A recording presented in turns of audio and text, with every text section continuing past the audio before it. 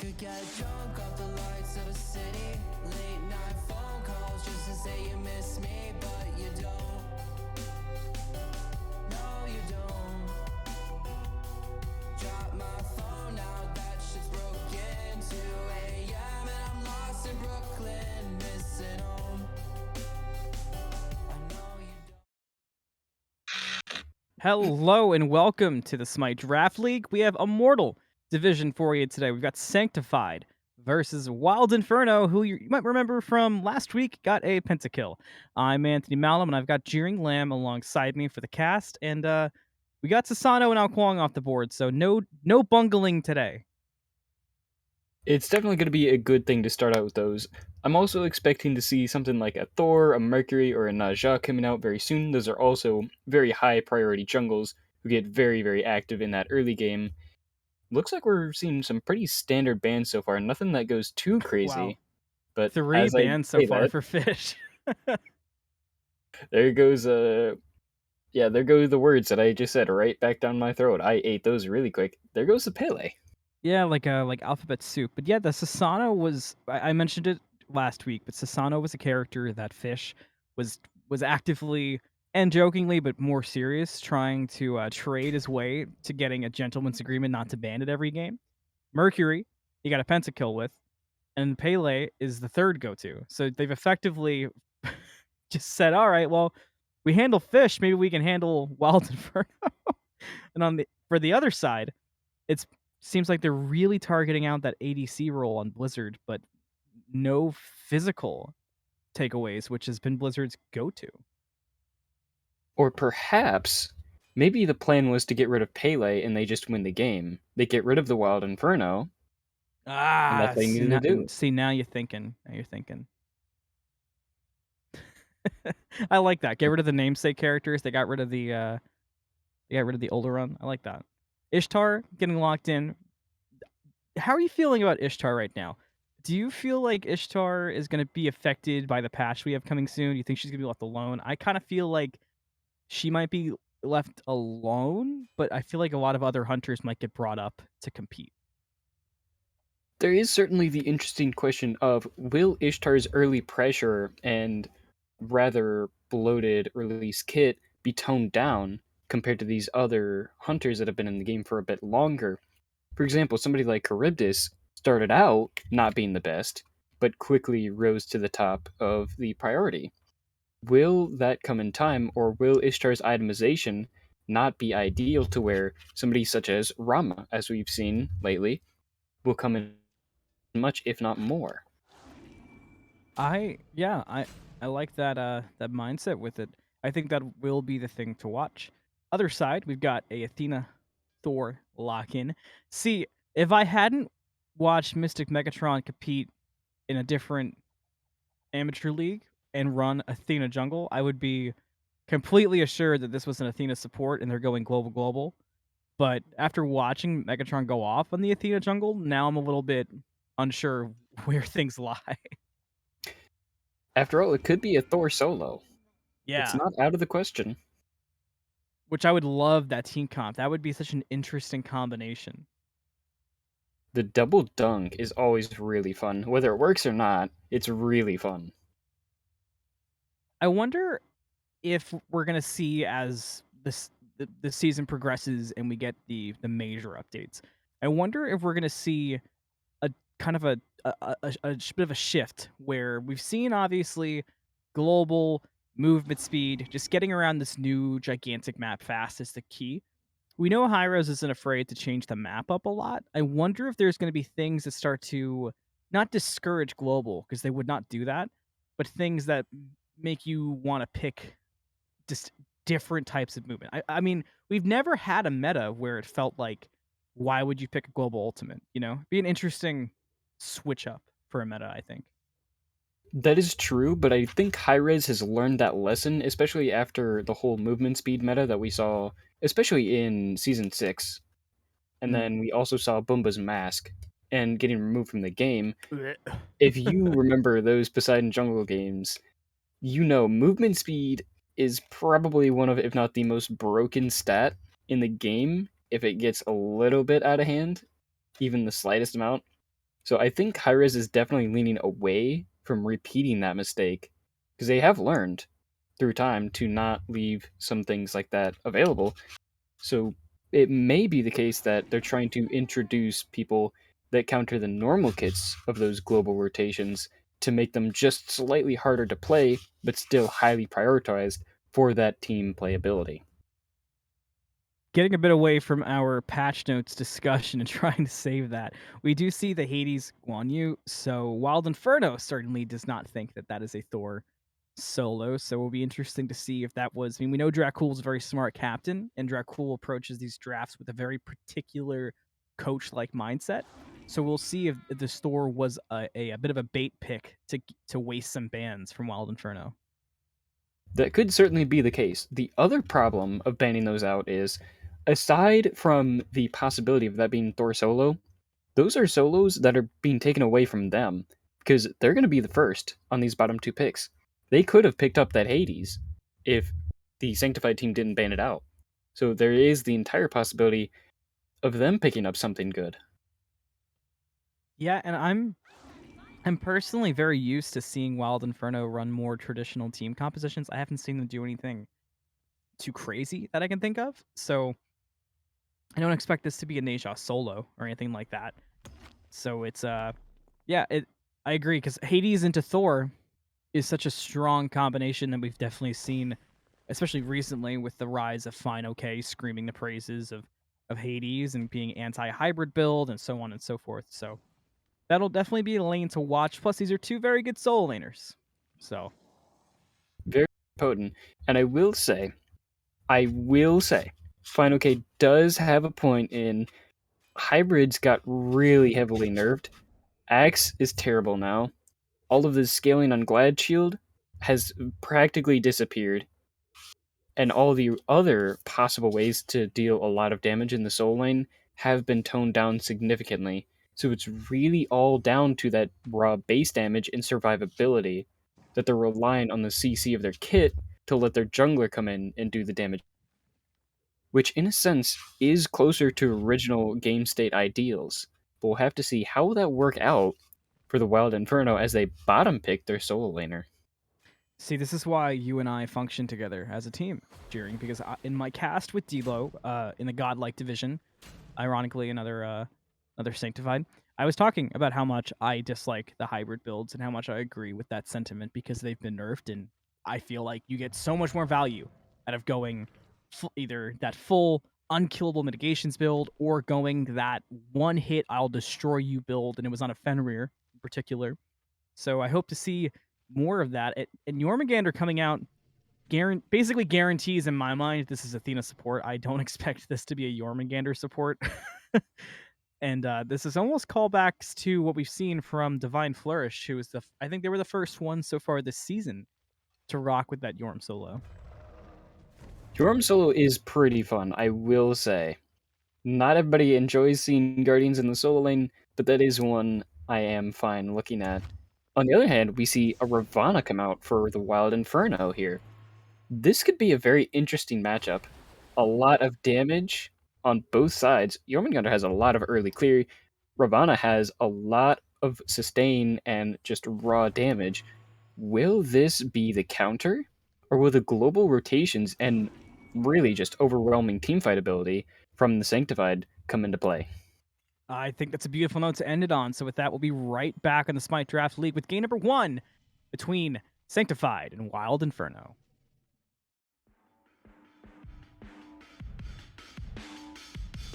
I could get drunk off the lights of a city. Late night phone calls just to say you miss me, but you don't. No, you don't. Drop my phone now, that shit's broken. 2 a.m. and I'm lost in Brooklyn, missing home. I know you don't. When we were on, I'd always thought we would make it, but now you're gone.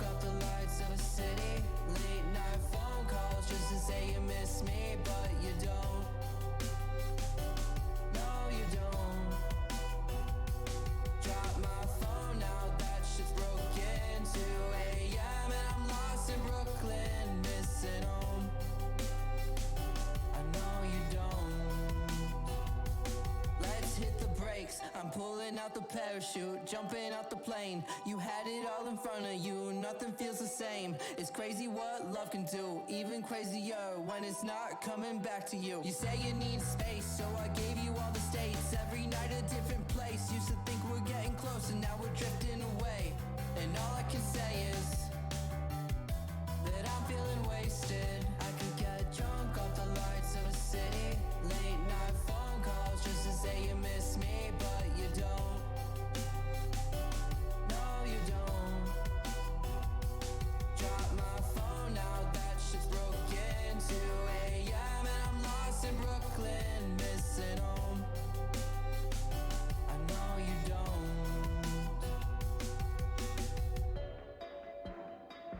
When we were on, I always thought we would make it. Now you're gone. Let's kill some bungle juffs. I'm Anthony Malum. I got Jeeringlamb with me. Let's do it.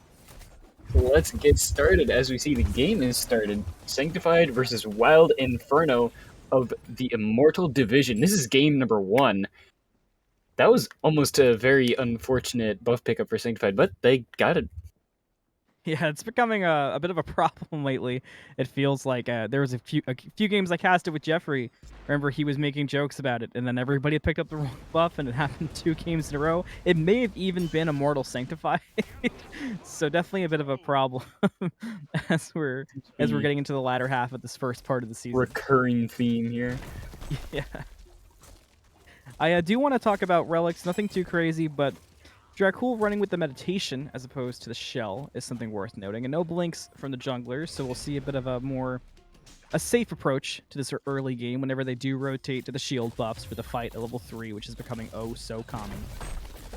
Speaking of builds, I want to call out, not only do both solo laners have Axe, which was just nerfed, both of them are building a damage item. Which is odd, especially for the Yorm. That's not what we're accustomed to seeing. I'm curious to see how the builds will play out. Does look like we have only one of the junglers at the shield buff, and it's the nieshieuchiha going for the invade. So MysticMegatron not contesting the shield buff level 3, maybe looking to secure the oracles, then maybe head solo. A bit surprising to see that. Yo, tell me Beau is going to build it into Animosity Axe. Tell me that's what I'm seeing right now. Theory crafting on behalf of the Yorm. I kind of hope that could go kind of crazy here. Rush the tablet. That could be a bunch of damage late game. Could work out. Especially as we see a lot of damage coming out from Physics. Going for the, looks like a Soul Eater going early on. Yeah, I definitely like Physics in this matchup, at least a bit early. Until that tablet starts getting some stacks online, I feel like the damage will be kind of unmatched from Beau, assuming that they both play things well and don't get hyper aggressive. It feels like it'd be a tough matchup for the Yorm to respond to, especially early. Absolutely. I think the main issue is the wave clear of Yorm is just a little bit more consistent. That's also true. I guess thankfully for the Raven, you're not affected by the Yorm passive as much either. I mean, you just have the root realistically, so it's not like you're a Hercules getting completely, robbed of all of your core kit. I don't think it's that bad for Hercules though, because that's still increased damage that you're dealing. You still get the stun. You get a lot of extra damage. So if you end up catching them even slightly out of position, it doesn't matter if you can pluck them under tower. Just throw a boulder. The boulder will do the tower's work. Yeah, just throw a boulder forehead. That's just ult him. Meanwhile, in the background, you just hear your team saying, "You rock." Yeah, followed by a very softly and gentle cancel that. A calm start to these games. I wanted to talk about the fact it's been a calm start because that's becoming a bit of a theme with Wild Inferno games in particular. They very much dictate the pace of their games, and they have chosen to play games calm. And Sanctified, for Sanctified, it feels a bit less intentional, but they definitely also play games a bit slower with a very tactical approach, and they do things very calmly across the map. it's kind of weird to see two teams like that collide and not in a playoff scenario, because it leads to just sort of this awkward dancey playstyle. The thing I don't like is I see both a Thor and an Athena who still have ult up, and those are not typically two people that you see holding onto ult for a long while. Yeah, that's a good call. Like right there would have been a pretty okay spot for a Dracull ultimate right there. Take some pressure off of Beau, maybe save Beau from having the back there. But I completely agree. If you're gonna choose the global ultimates, you have to use them to spread your pressure across the map. You can't really pocket them too long, otherwise it becomes a wasteful pick. And it's always been talked about, when you're playing Thor in the jungle, as soon as you hit 5, just like Kunbats, you click 4 as soon as you take over to level 5. Yep. If you're not close enough to mid, you just walk up to mid a little bit and then click 4. And you just bait out the beads. If not, you get a kill. That's just miss every shot you don't take. Exactly. It's just weird not seeing any of those ultimates being pulled. The only one I've really seen so far is Beau having to back away from Physics. And even then, it wasn't even that big of a deal. Yeah. It's weird to see play out. And, you know, what accompanies it and what really strikes me as odd is, like I said, both of these teams play very slow, tactful games. But a lot of times they seem to be a bit more cautious and slow with objectives and kind of wait for the other team to make the mistake that leads to the objective. You can find that by looking no further than Wild Inferno's Week 3 game, where they got the pentakill. So it's yeah, it's just weird. It feels like SPL Light, where they're killing that time and not going for those kills. But I think the big difference is there's no intent of aggression. Like when you're watching more SPL games that are calm like that, you can tell that they're seconds away from a fight. Sometimes in these Immortal and Divine games, when they're more passive, it kind of feels like they're all afraid to fight. We may actually see the first blood coming out here in the next minute or two. If you notice, Red Wings has lost his beads, already burned out in the mid lane. Thor and Athena both have their ultimates ready. Anvil of Dawn and Defender of Olympus are available. Beads is not, so we may see Scylla catch some aggression from the sky. You would hope to see that, because like you said, you've got them. You may as well go in. There's a taunt on the Red Wings, but not too much follows up with it. So yeah, that was the moment, but it was not taken. MysticMegatron hanging out to the side, looking to make a play happen with Anvil, but Red Wings is playing back. It can be attributed to the ward that MysticMegatron was standing on, I'm sure. And the opportunity is still there for 100 seconds if you got your scripts turned on, but it's dying quickly for Sanctified to make that first play. Time is running short, and Wild Inferno has a lot of wards already on the map, as we see even more aggression, but a beautiful shield from the support on the Wild Inferno. That was perfectly timed. Yeah, that was great, especially from somebody we were accustomed to seeing, you know, get target Hou Yi banned, run the ADC role last season. It's nice to see well-timed support plays like that. A lot of grouping in the mid lane. We'll see if it turns into anything. Another great shield from the Geb to get Red Wings away from Thor. And Sanctified not going to force the issue here. I'm surprised. No beads. The shield was down. Something's got to give at some point. Something has to give eventually, but it's certainly not going to be under the watchful eye of this Geb. He really rocks.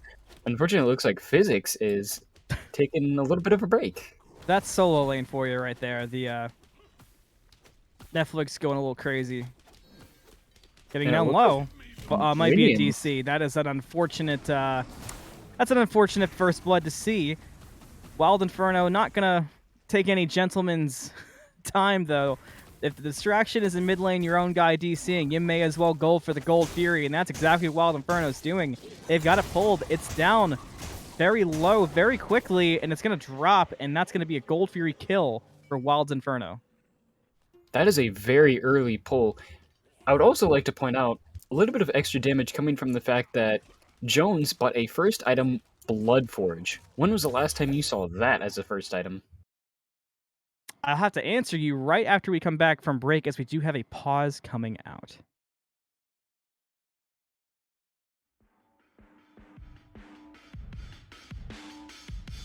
I could get drunk off the lights of a city, late night. say you miss me, but you don't. No, you don't. Drop my phone now, that shit's broken. 2 a.m. and I'm lost in Brooklyn, missing home.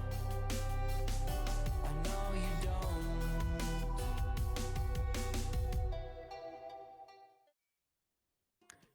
Hello, and welcome back to the Smite Draft League. As we talked about, that was not a bit of friendly banter or Netflix gone wrong. That was a DC First Blood. Physics is loaded back in, and we're ready to go again. Gold Fury was taken by Wild Inferno, but nothing more than that so far. Physics looking for some revenge on Beau for not really playing with the Gentleman's Agreement. Beau gonna have to get out of there with a Serpent. Now everybody's there. There's a global pressure we wanted to see, and it's gonna work on Physics for the kill. MysticMegatron gets the credit. Beautiful rotation from the Sanctified team to stop that pressure as we see a solo kill. Oh, come the in heart dueling. bomb! Blizzard got through with the heart bomb. That heart bomb doesn't explode. That might be a kill for Mr. Jones. So nice play there from Blizzard to get the kill. Unfortunately, that first item, Bloodforge, will not give him a shield there. Unfortunate timing. I want to talk about what we saw in solo, because you made a point of saying that we wanted to see the global ultimates go crazy and make something happen, and we finally saw it there on the response. And it was nice to see them pressing 4, as you put, and it worked out for a kill. So I'm looking to see a bit more of that.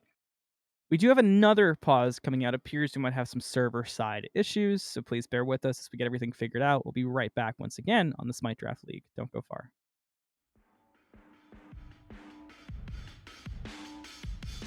I could get drunk off the lights of a city. Late night phone calls just to say you miss me, but you don't. No, you don't. Drop my phone now, that shit's broken. 2 a.m. and I'm lost in Brooklyn, missing home. Welcome back. Hopefully it lasts a bit longer. Again, it is some server side issues this time. Players are having issues with ping, so thanks for hanging and bearing with us. So as we get into this, we're crossing 10 minutes into the game. Fairly calm game, dealing with some ping Jeering. If you're on either one of these teams, I'll let you choose. What's your play here to make something happen? Actually, might have to wait here as Fish is looking for the gank on the Blizzard. Jolt in from Jones. Dash away for Blizzard. Sash off the mark. I'm sure Fish is blaming ping, and Cupid lives another day. You were just saying somebody needs to get active and make something happen, and Wild Inferno was looking to make that happen, actually. Unfortunately, it just won't be quite enough. Earlier, we saw them go for the objective, actually getting an 8-minute Gold Fury, while the rest of the team was focused on other things around the map. But it looks like Sanctified is looking to make the team fights happen early. And that's going to be the key, utilizing the pressure you have. You talked about the team fight from Sanctified. It's ridiculous between the pressure that Yorm gives you. You have the global presence of Athena and the Thor, the damage of the Merlin, the Cupid, just wreaking utter havoc. You really have to use that advantage and force those team fights. We'll see if it happens here. Pyromancer getting pulled. Wild Inferno's around the corner looking to contest, and they're going to wait it out. They have a ward on it, so they got full vision ready to go. Fish and Red Wings get to just buy their time. Fish will probably initiate first with Physics. You got Nishi here as well. There's the ult in. Red Wings going to look for it. Pyromancer has been destroyed by Wild Inferno, and Sanctified's got to look to make something happen off of this. Red Wings dropping low. MysticMegatron got brought up into the air, but nothing came of it. Taunt off the mark onto Nishi.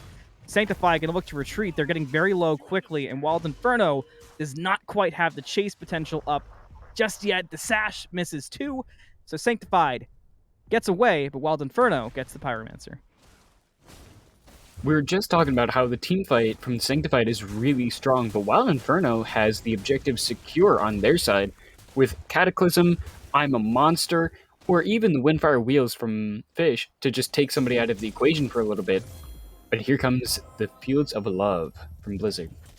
Yeah, they're having a bit of a date in the duo lane, but not enough for a kill. Blizzard did not want to dash under the tower as Nishi stepped over a ward and showed presence to the duo lane, and Blizzard's taken it a long way back just to make extra certain he's safe. We do have a MysticMegatron rotation, but also about to walk over a ward. So Jones is going to be aware of the Thor's presence and will probably look to be a bit calmer, actually dewarding back by the purple buff. So Jones gonna be aware of the contest. And now another D ward, so they want the vision on this dual lane side. They want to keep tabs on this Ishtar at all times. Nice approach there from Sanctified. Nishi getting a bit pressured out of mid, but this should be nowhere near a kill for Sanctified. I like keeping the Ishtar tabs on the Ishtar the entire time, knowing what the ADC is doing. I like that approach. It's definitely good, especially because the Thor is already a level down, so is the Merlin.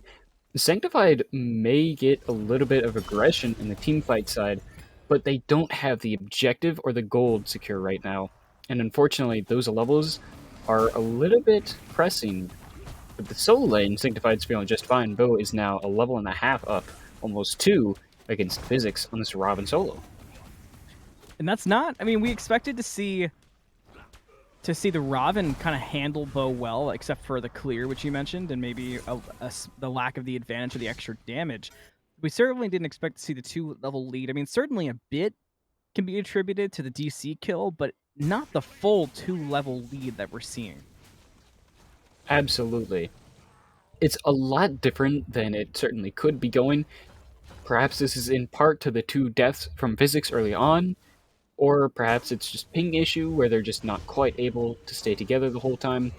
But one thing or another leads, Physics is down, but that doesn't mean Wild Inferno is down. In fact, they actually have a little bit of a gold lead, almost 700 here.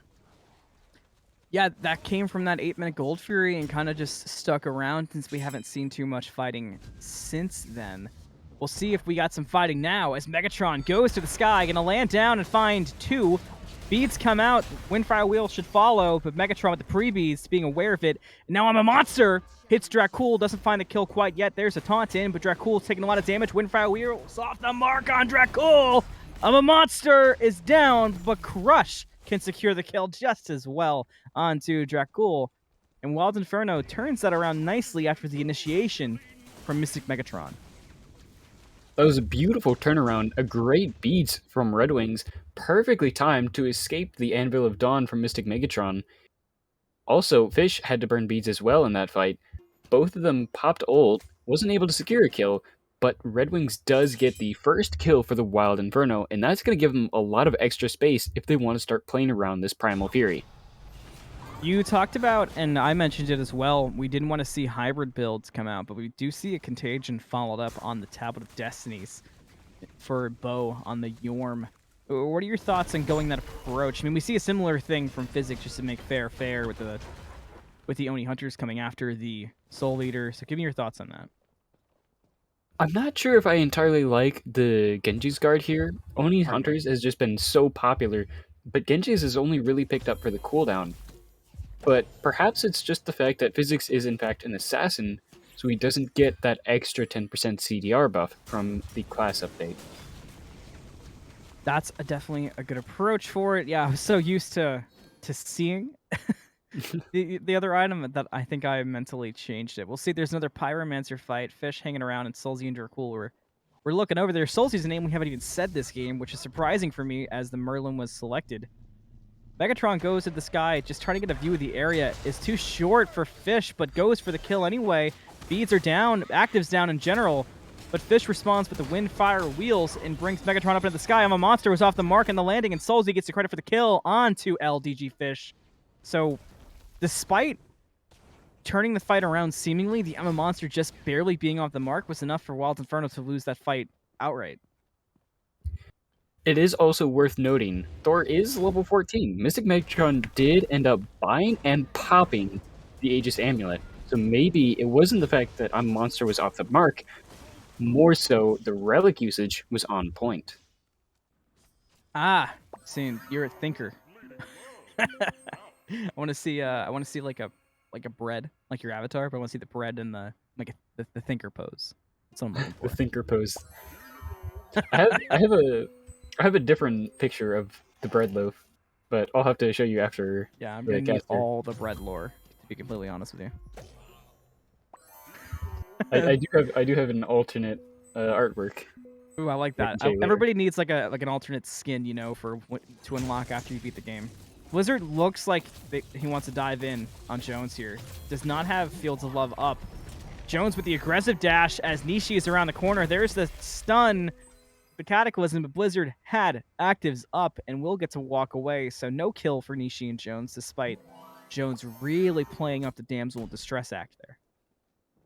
It was a very well-timed rotation and really relieved that pressure. That almost could have been a T1 tower, but luckily for Blizzard, actives were available, didn't have to pop ult, so that's still a Fuels of Love available for the next team fight, especially around this Gold Fury.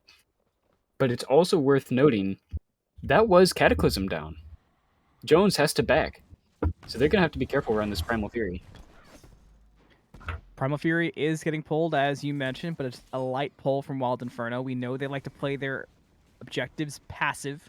Sanctified does kind of the same thing. They want the perfect opportunities, and there might be one. Dash in on Nishi. Fields of Love comes out too.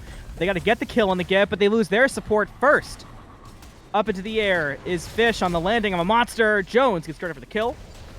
Megatron goes in with the Thor and is putting in the work, but is taking damage. It's another death and another kill for Inferno. Double kill for Jones, and Wild Inferno playing passive, lost health bars, but ultimately dominates the fight. And now it's just Soulzc looking around confused as the Gold Fury gets pulled. I would assume he is a little bit confused.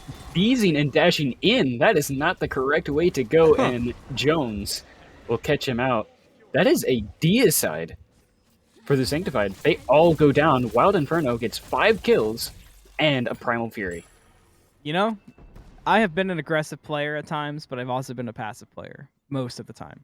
I completely see why Soulzc went in there. I mean, there was a world where you could make a crazy play, but at the same time, I think Wild Inferno knew that Soulzc was just sitting there, so maybe it would have been best to just kind of hedge your bets and walk away and give up the Fury.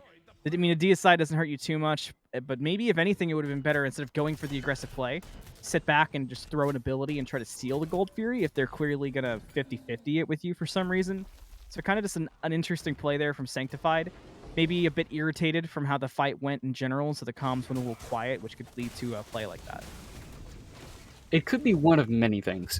What I'm willing to place my money on is more so the fact that Soulzc was not expecting that Armillary Sash coming out from Fish from such a range, had the beads quickly, and was trying to escape, but unfortunately the flicker did not go the way he intended.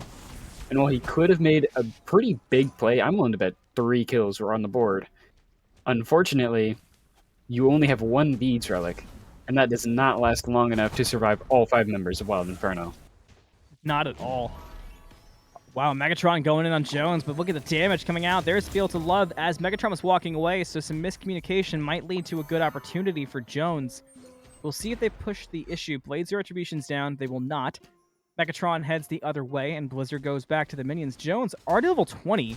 I don't know how we both overlooked that. We'll have to talk about that in a moment, as Soulzc is getting a lot of pressure in the mid lane. Does flicker away, but Fish is on the hunt. Dracull just trying to keep the mid laner safe, and it works for the time being. Red Wings could not find the crush over the wall, so Soulzc is still fine. I'm surprised there was no kills off of that, but some big damage coming out on Jones under the tower. Big return damage, but the heart bomb's off the mark, and Fish was around the corner with the sash into the kill for the jungler and Wild Inferno. We'll see if MysticMegatron can clean up the kill onto Jones. They're walking right at the Thor. There's a double tap. That's 1. Sash into the Berserker. Here comes Defender of Olympus to try to help out. We'll see if it's enough. It's going to be a dash taunt onto Fish, but Megatron was walking away. Not quite buying time for Soulzc, who's also half health. So they're all going to have to walk away, but now Megatron's caught out. And I'm a monster cleans up the kill onto the Thor. Dracull might be next, but gets the dash away to the tier 2 tower. And Wild Inferno wins themselves another clean fight. That was a beautiful counter rotation from the Wild Inferno. They recognized that Sanctified was trying to make something happen, but they were there to try and return the favor, and they actually get not only the T1, but the T2 tower and a few kills for it. Almost a third onto Dracull, falling very, very low, getting bailed out by Soulzc. The best thing to come from this for Sanctified was that Beau has pushed out solo lane a bit far, but cannot get that tier 2 as a Jormungandr, so... yeah, Sanctified kind of just feels like they're getting beat to the punch this game, despite having the great team fight in the initiation, as you were saying. I mean, considering the hyper farming we've seen from both teams, with the only exception, I suppose, being Soulzc, I'm really looking for Sanctified to start forcing these team fights. And I've already said forcing the issue. but I mean like I want no options given. You either take the team fight or you get decided. That's the option that Sanctified needs to give Wild Inferno. They have to utilize their team comp. They really haven't been able to put it to its absolute best use yet, but that is also partially due to the fact that Wild Inferno has been making absolutely phenomenal use of farming around the map, placing so many wards that it's hard for Sanctified to really step up and get active the way that they want to, as now Wild Inferno is pulling the Oni Fury. And I don't think Soulzc is going to contest this time. It's going to be a free Oni Fury for Wild Inferno with the Emma Monster. So going to be some Oni waves pushing in for Sanctified to deal with, as Wild Inferno will potentially look to set up for Pyro and then maybe even a Fire Giant. Soulzc remembers what happened last time he tried to step up to contest a Gold Fury, decided he's not interested in that. He's going to make the wise choice to back off, take a little bit of farm wherever else he can, and now Sanctified has to recognize they need to get ready to defend a Fire Giant. That Pyromancer is back up. I don't think it's going to be very long before Wild Inferno starts pulling that, if not Sanctified first.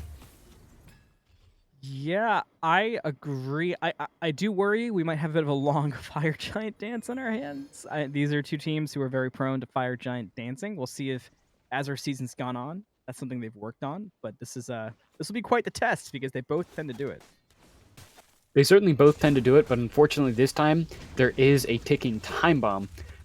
Keep in mind, there's still an Oni Wave over on the duo side. That's pushing down with no towers between Oni Wave and a Phoenix. Sanctified is on the clock here, and Pyromancer is already down. They're going to have to make a choice sooner or later.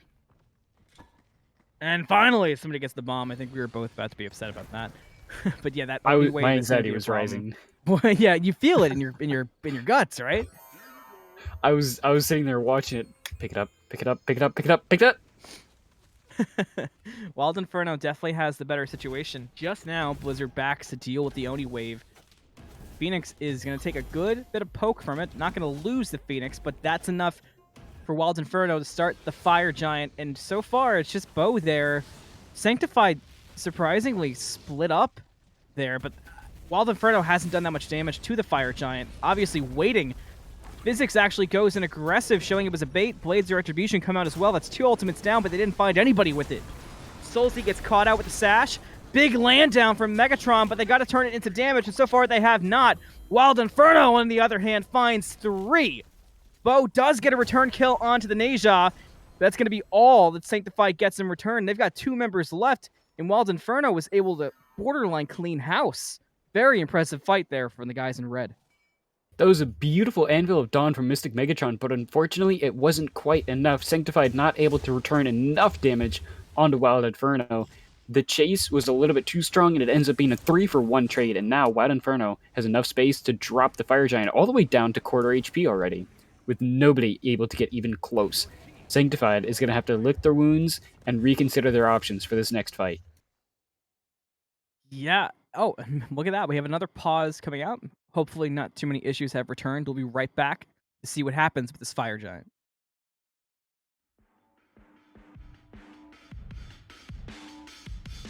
I could get drunk off the lights of a city. Late night phone calls just to say you miss me, but you don't. No, you don't. Drop my phone now, that shit's broken. 2 a.m. and I'm lost in Brooklyn, missing home. I know you don't. When we were on, I'd always thought we would make it, but now you're gone. Baby, you're a ghost. I'm caught up in Hello, we are back, and some time has passed, but thankfully you only missed some buffs being cleared out as Wild Inferno prepares for the siege that, I don't know about you, Jeering, but I like Wild Inferno's chances at the moment. They have Fire Giant around 4 members. They have the numbers advantage in whatever team fight they want. They're able to pick somebody out. Fish can drop the Windfire Wheels to remove somebody from the equation. Even if it's a 5-on-5, you can still really... And that's such a potent ability, especially when you already have the advantage with this 4-1 split. They do, but I'm looking for them to push that advantage on the next wave and go in deep. We've seen I mean, there's only been 3 or 4 big team fights this entire game, but they've all been very dramatically in favor of Wild Inferno, so I'm looking for them to continue that push and really go with it. Fish has the mid wave ready to go.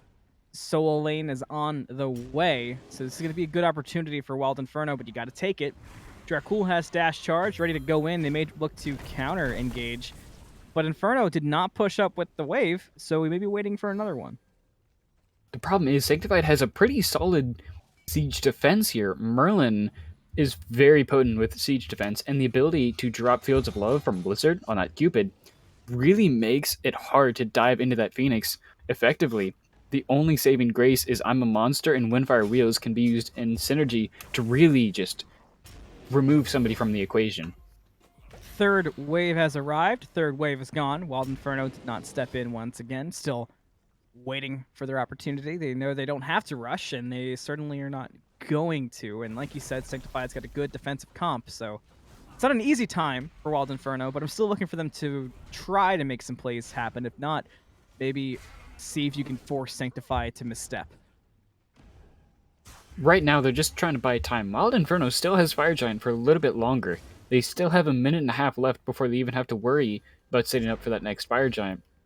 The problem is Sanctified is just getting more time to catch back up and farm. The more gold and XP that they get from those waves trickling in, the closer they get to matching Wild Inferno's lead. And that is not the best strategy for Wild Inferno to play, and they're just going to back off, take away that farm, and set up for some objectives. Yeah, I mean, I guess with Pyro up and Primal Fury up, it's not a bad call. It just kind of feels like why not make that call a bit sooner? Like you said, you basically spoon-fed 3 waves to Sanctified while you kind of hovered outside the Phoenixes, so potentially a missed opportunity, but it did buy some time, and the next Fire Giant up will be an EFG contest, which should be a good spot for Wild Inferno, as Sanctified, while they have farmed, I don't know if they're quite ready to fully match Wild Inferno in a team fight, despite having the team fight advantage, by the way, which we harped on the entire game. Sanctified does have that team fight advantage in the CC and mobility department. The issue is they haven't had the positioning.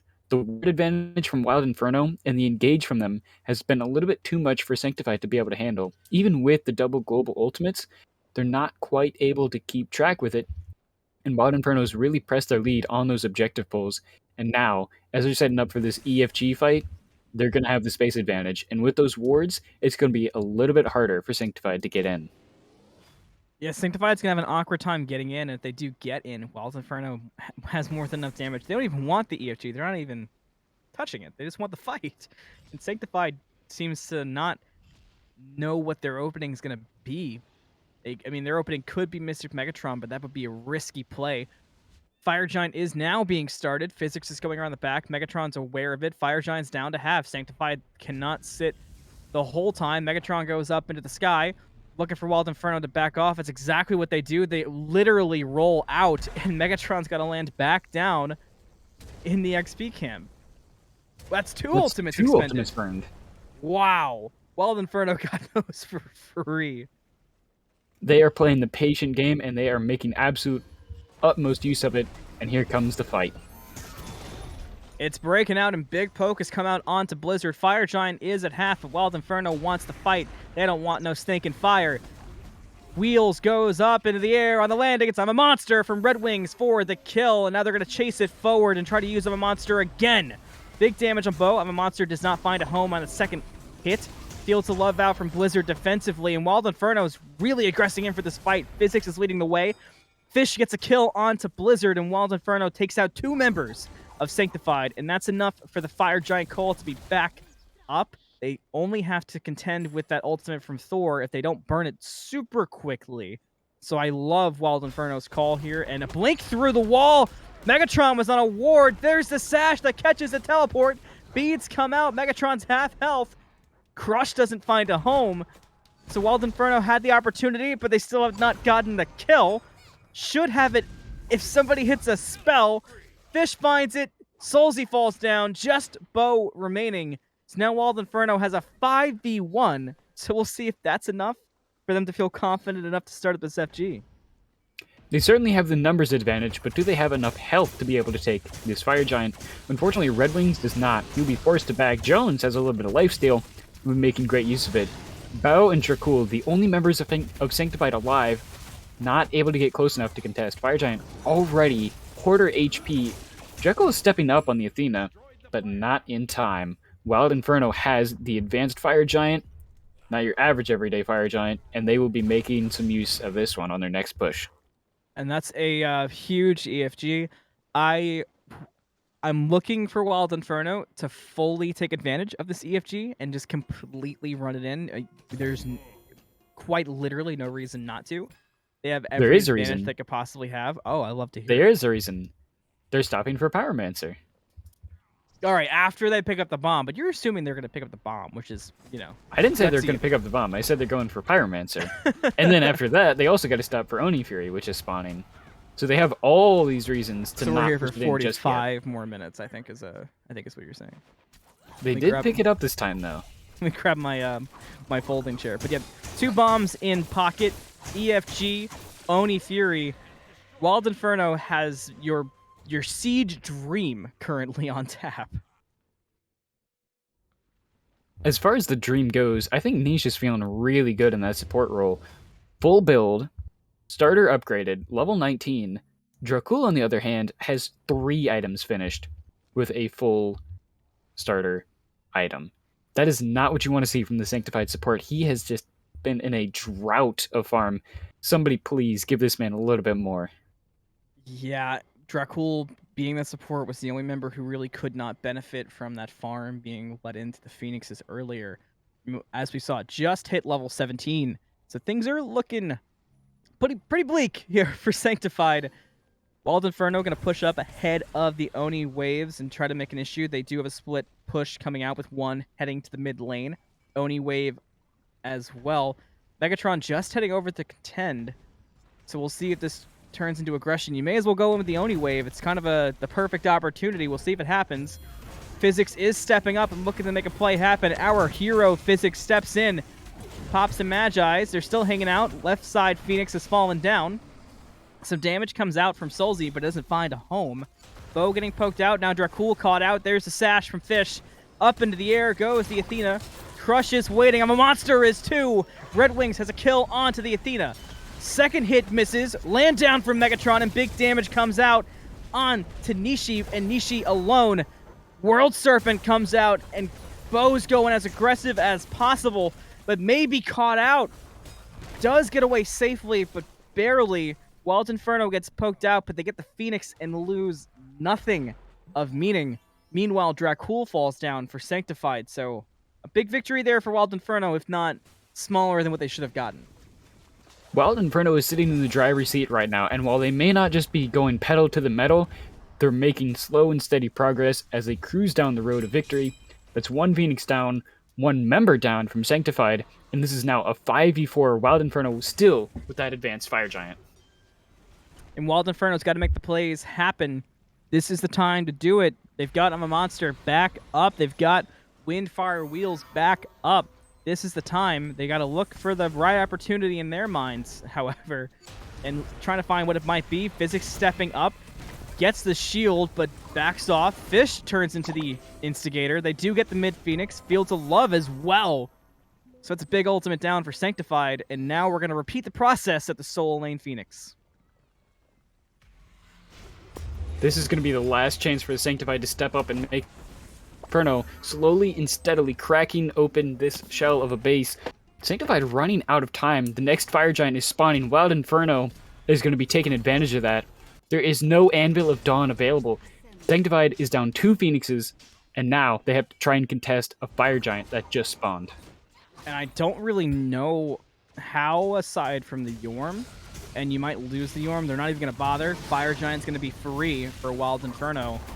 And I wouldn't be surprised to see them run directly at the Solo Lane Phoenix. I mean, they might stop for Pyro as it's close to spawning and, get another bomb, because why not? But realistically, I think at this point, Wild Inferno could probably end the game. They could, but what's the point in that? The point is, you need to get the objectives. You're supposed to secure the Pyromancer, make sure you kill the Gold Fury, get all the extra farm, and then you've got the advantage. I mean, these are principled players. These are very, very good things to stick by. Yeah, you know, I do respect that. They do pick up the bomb, which is a W. They give it to Physics. They're probably going to head over to the Primal Fury as well, clean that up on the way over. May as well, right? You got to play it by the book. They have the time. 2 Phoenixes are down. Fire Minion slowly trickling down towards that Titan. Sanctified has to play nothing but defense here. Meanwhile, every member of Wild Inferno, level 20. Geb, with the niche support, 0-0-10. That is an absolute dream for a support right there. Yeah, and you know, you mentioned it before. It feels like you said that 15 minutes ago. I know that's an exaggeration, but Dracull really needs to get some farm online from these fire waves. Somebody's got to push up with Dracull and get some farm into that man's pockets, because Athena being level 18 right now, just still having nothing more than the tier 1 robe, not great. Wild Inferno gonna go ahead and back to push up with a wave, I assume. Maybe get some pots online. But really, it's just a waiting game at this point. I mean, if you're Sanctified, look at this gold lead. You're down over 20k. You can just wait for the inevitable. I mean, you're not going to be able to defend the dual lane Phoenix. This is a very awkward spot to be in. There's not much you can do. Right now, they've just got 1 Phoenix and a Dream. They managed to save the duo side Phoenix, but there is another Fire Wave pushing up very soon. They'll have to be careful about that, as we see the Wild Inferno finally starting to leave the base, grabbing their 3k power pots. They're going to be getting ready for this next fight, finally, after using 2.5 minutes of their advanced Fire Giant buff. But unfortunately, it'll have to take a little bit longer, as nieshieuchiha has DC'd. That's tough. That's not what you want when you have the EFG on the line. Most of the pauses have been expended, not all of the pauses, so this is a really bad spot to be in for Wild Inferno. Because what do you mean? They could throw the game trying to force a 4v5 here, so it's a tough decision to make, which might mean we're delayed even further for this final siege, which is it's awkward to say the least. If I'm Sanctified, I mean, you got to play this game out and do things right, but you may as well start looking at next game and start pre-planning for that. They do certainly have some adjustments to be made on the side of Sanctified. Will they be able to utilize all that they've learned in this game? But now, as the Phoenix respawns in mid, that's a Fire Wave pushing. Beau is the only one close enough to save it, but will he be in time? There's a minute left until fire. Huh. All right. Well, Winding's OP. They fully pushed up. I thought maybe they were gonna try to do I mean, I'm not intending to sound mean. I thought they might go for a scummy play and maybe look to run at the Titan while it was a 4v5 or something, which is why they were grouped up. But they didn't. So now I'm heavily questioning losing that middle Phoenix. And it looks like we are going to have to wait for another EFG as Fish is back in. DC has been completely rectified, and now we got to wait for another EFG. So I expect another EFG, maybe another Pyro. We'll see. Taunts from Dracull into the Fields of Love, and Wild Inferno remains unfazed. They just back up calmly and do a lot of damage to Dracull in the meantime. Slam down from Megatron onto Jones. Finally, somebody from Sanctified is doing some damage. Look at the back line. Dracull and Blizzard are falling low. And it's going to be a double kill for Fish.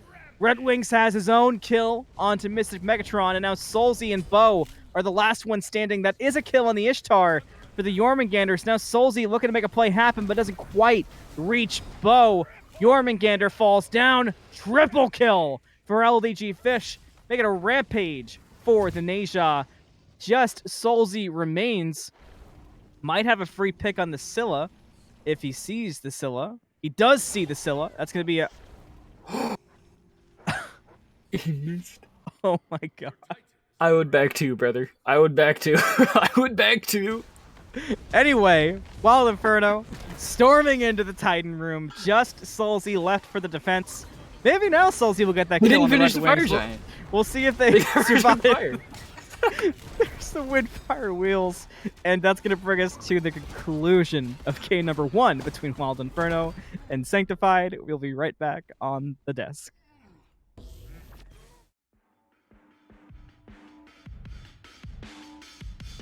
I could get drunk off the lights of a city. Late night phone calls just to say you miss me, but you don't. No, you don't. Drop my phone now, that shit's broken. 2 a.m. and I'm lost in Brooklyn, missing home. I know you don't. When we were on, I'd always thought we would make it, but now you're gone. Baby, you're a ghost. I'm caught up in a landslide, mental on the low end. When I used to feel alive, now there's a hole in the city, can't feel shit. Where do I go? Cause I know you don't feel this. Can't catch a break for God's sakes. Feel like I'm waking up and I'm caught in the wake. Yeah, I know this is my funeral. Hello and welcome to the desk after a 42-minute slugfest between Wild Inferno and Sanctified. That was an interesting game. I think that's definitely a game to forget if you're Sanctified, and you got to just kind of pick up and move on from. I mean, for Wild Inferno, obviously a lot of positives, but there's definitely things to work on from that game. If I would be so daring as to say. But Jeering, give me your thoughts on that game number 1. There is definitely a little bit of work to be done. Sanctified wasn't quite able to utilize their global ultimates to the best of their ability. Beau was certainly making an effort, especially in that late game, to make up for that. But unfortunately, the objective control and pressure coming out from Wild Inferno was just a little bit too much for them to be able to handle, and that will end up being their demise. Yeah, Sanctified was on the back foot for most of it. I mean, we were excited to see the team fights come out from Sanctified, and they really should have been there, but just ultimately, it kind of feels like that inherent synergy that we expected to see kind of fell to the wayside, and unfortunately, Wild Inferno took advantage, if not passive advantage. But with that, I think that's a good wrap on game number 1. We have a game number 2 ready to go between Sanctified and Wild Inferno. So we'll be right back on the Smite Draft League.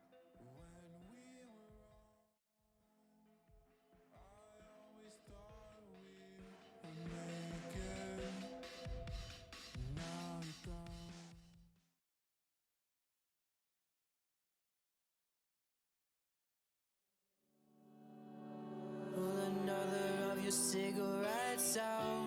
Fuck, I always feel so burned out. I never smoked before I met you. Now I chain smoke the way I like to kiss you. Cause I know you're with them while I'm here, staring at a red light. Stopped, windows down, cursing at the street signs. When every road could lead me back to the memories that we once had, yeah. Tell me how this so easily falls apart. Cause damn, you still fucking have my heart. And all I have is another of your cigarettes lit, but not a single fuck left to give. I could explode, I feel like gasoline when you're mad at me. Lit a match in the wind, so I'm asking please. I try to cope, go through the motions, no, I got a noose around my throat. Fuck, I love you, but I know that I should let you go. Situations got me pressed and I'm on overload. I'm on overload, so another of your cigarettes out. Fuck, I always feel so burned out. I never smoked before I met you. Now I chain smoke the way I like to kiss you. Cause I know you're with them while I'm here, staring at a red light. Stopped, windows down, cursing at the street signs. When every road could lead me back to the memories that we once had, yeah. Tell me how this so easily falls apart.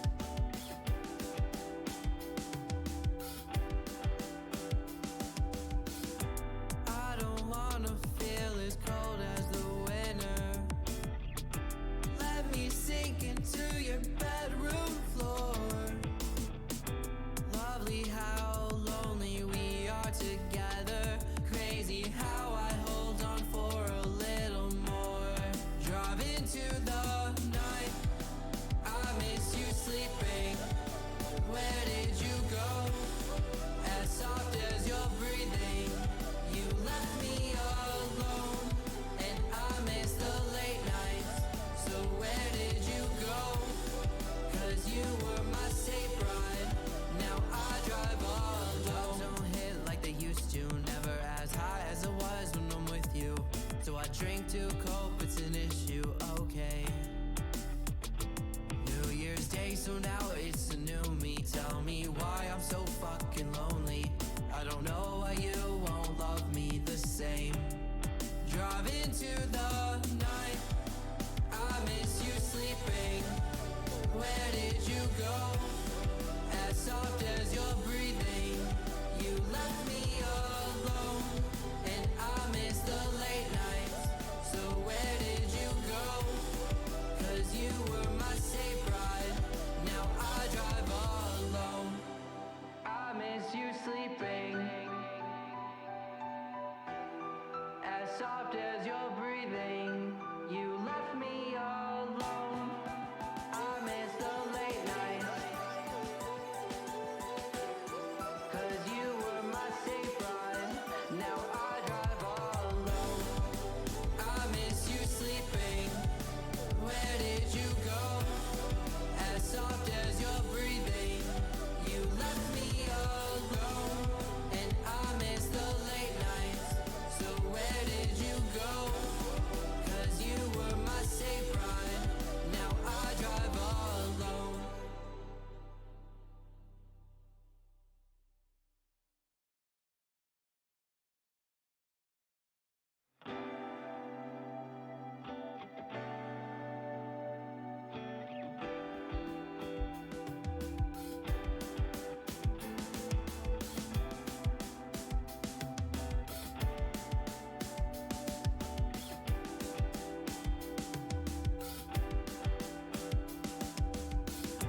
I don't wanna feel as cold as the winter.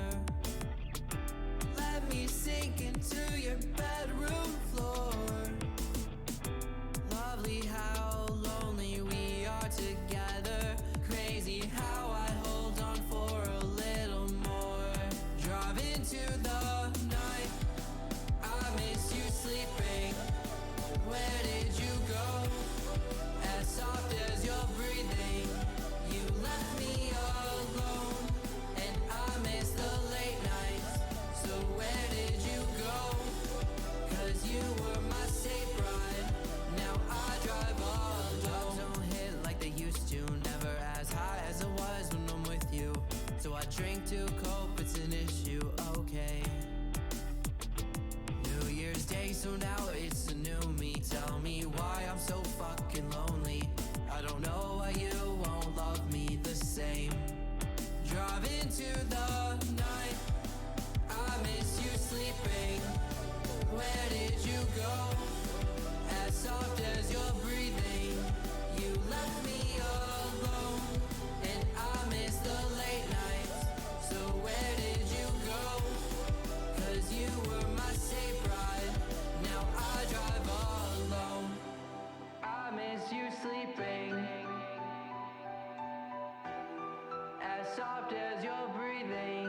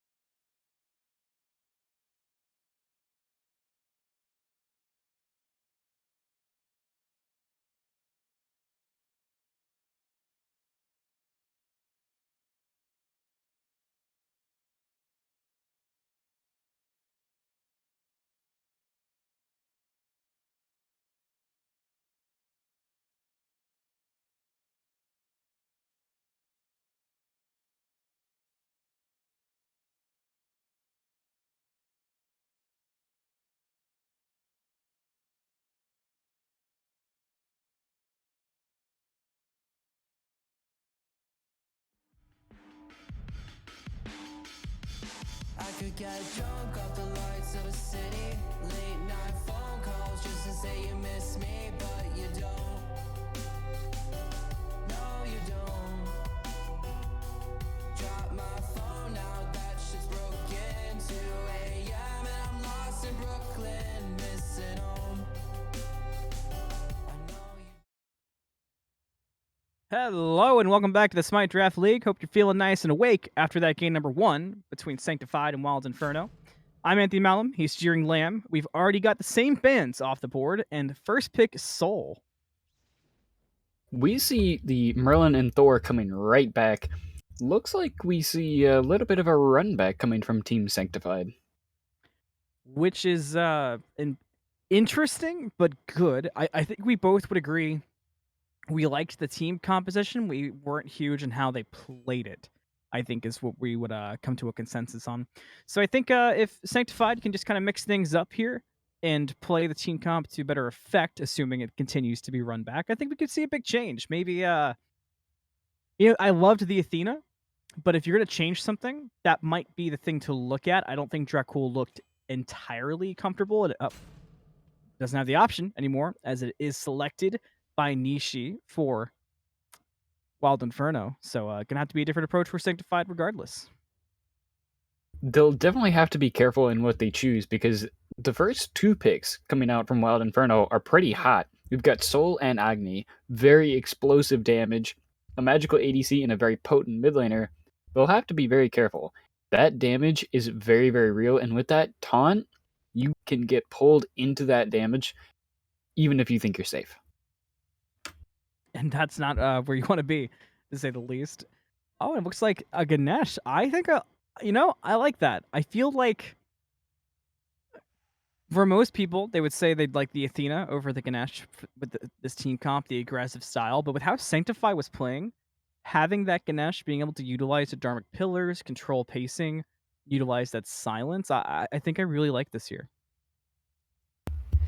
It is definitely going to come to good use, especially when you consider Merlin can really slow you down or pull you right back into that Dharmic Pillars, and Thor can catch you out right on the walls, where you will take more damage than almost every other ability you can ever think of. That is such a scary thought. I think Wild Inferno is going to have to be very, very careful about how they engage these fights. Yeah, it's hard to imagine a world where Wild Inferno can kind of go in willy-nilly like they were doing throughout game number 1. Sanctified just has a good response for it here because Ganesh can really react in a better way. You drop that Dark Pillars, Thor kind of can play around it, maybe even combo your walls. I really like this comp. I am looking to see a bit of a unique response. They do ban out the Ishtar. I'm looking to see a good response to the Soul, because the Soul is going to be a problem child to deal with. And like you said, they're going to have to address that. Wild Inferno knows Sanctified needs to address it, so they banned out the Chronos and the Ishtar. There is no chance you're finding anything like that, and Oleron was already banned in the top 3. So now, Sanctified is actually responding by banning out the junglers. 5 assassin bans from Team Sanctified. They do not want Fish getting his hands on anything. That's kind of insane if you really sit back and you think about it. I mean, I know we've seen Physics run a lot of different assassin solo lanes, so I guess you could say like, oh, it's not an entire Fish target ban, but that's kind of ridiculous and very telling about Sanctified and how they want to react and how they want to play this game number 2. And I mean, what do you do in that scenario? I mean, obviously, Fish is a player who does have a god pool that's very thick. I mean, I guess I could see him going the Nemesis that we saw last week after, because the Mercury got a pentakill, and then the next game, Fish ran Nemesis and got I believe there was a big triple kill under a tier 2 tower, so that could be something on the table. They'll have to be careful about what they do. They're running against a Hades now, and like you said, Fish is running that Nemesis. Very stretched out god pool. Sanctified was up to some fishy business, but Fish is absolutely fine.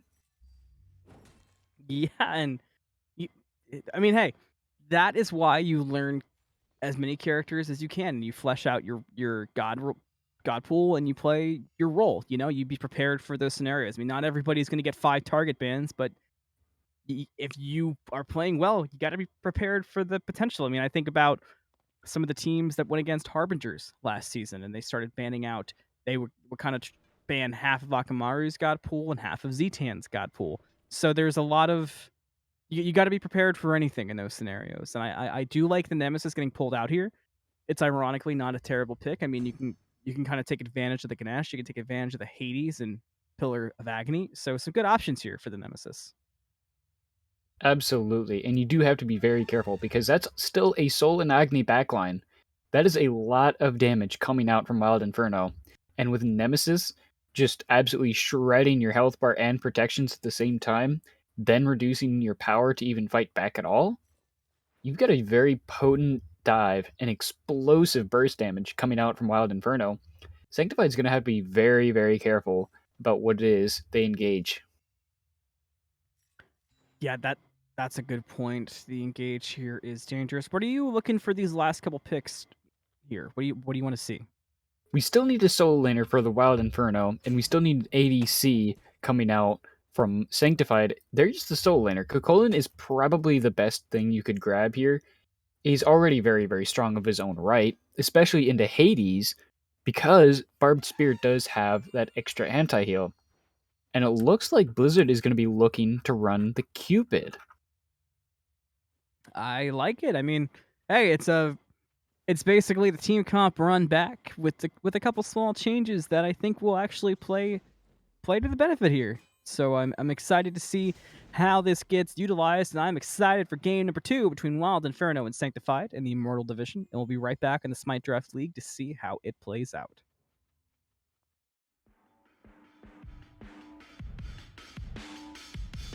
I could get drunk off the lights of a city. Late night phone calls just to say you miss me, but you don't. No, you don't. Drop my phone now, that shit's broken. 2 a.m. and I'm lost in Brooklyn, missing home. I know you don't. When we were on, I'd always thought we would make it, but now you're gone. Baby, you're a ghost. I'm caught up in a landslide, mental on the low end. When I used to feel alive, now there's a hole in the city, can't feel shit. Where do I go? Cause I know you don't feel this. Can't catch a break for God's sakes. Feel like I'm waking up and I'm caught in a wake. Yeah, I know this is my funeral, I'm parade. I did it to myself cause I always thought you would feel the same, and I know you don't. Drunk off the lights of a city, late night phone calls just to say you miss me, but you don't. No, you don't. Drop my phone now, that shit's broken. 2 a.m. and I'm lost in Brooklyn, missing home. I know you don't. Let's hit the brakes, I'm pulling out the parachute, jumping out the plane. You had it all in front of you, nothing feels the same. It's crazy what love can do, even crazier when it's not coming back to you. You say you need space, so I gave you all the states. Every night a different place, used to think we're getting close and now we're drifting away. And all I can say is that I'm feeling wasted. I could get drunk off the lights of a city, late night phone calls just to say you miss me, but you don't. No, you don't. Drop my phone now, that shit's broken. 2 a.m. and I'm lost in Brooklyn, missing home. I know you don't.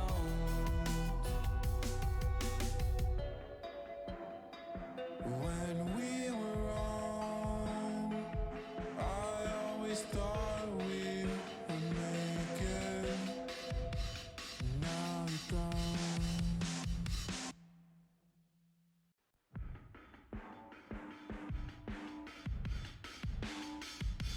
I could get drunk off the lights of a city, late night phone calls just to say you miss me, but you don't. No, you don't. Drop my phone now, that shit's broken.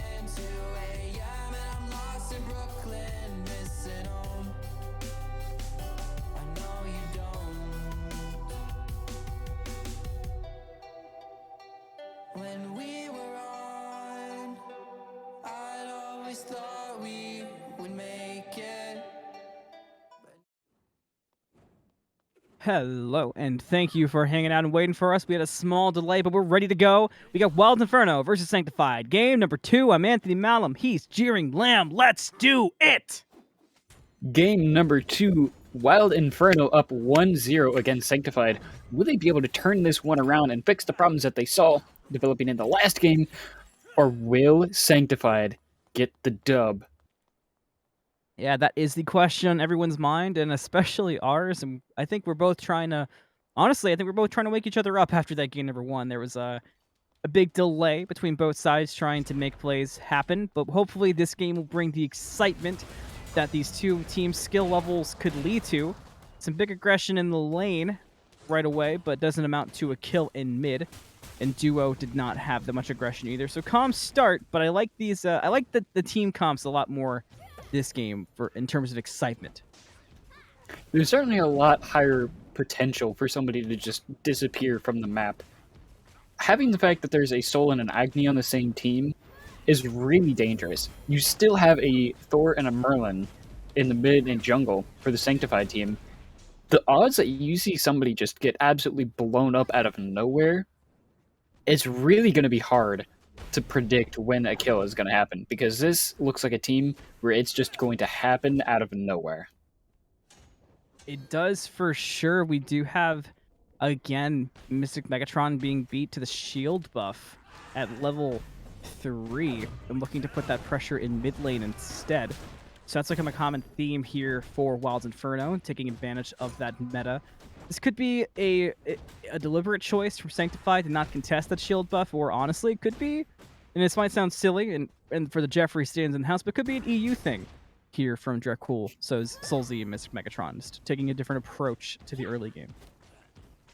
The shield buff seems to be very highly contested, and every game I think I've ever seen going on, it's no surprise to me that somebody would prioritize getting there first as soon as they hit level 3.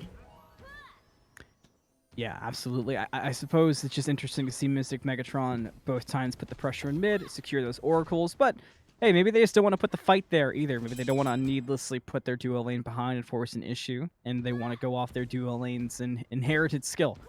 We'll have to see how it plays out going forward. Builds are more interesting this time, slightly, but still relics are about the same. We do see Dracull prioritizing the meditation again, so a lot of sustain on the side of Sanctified.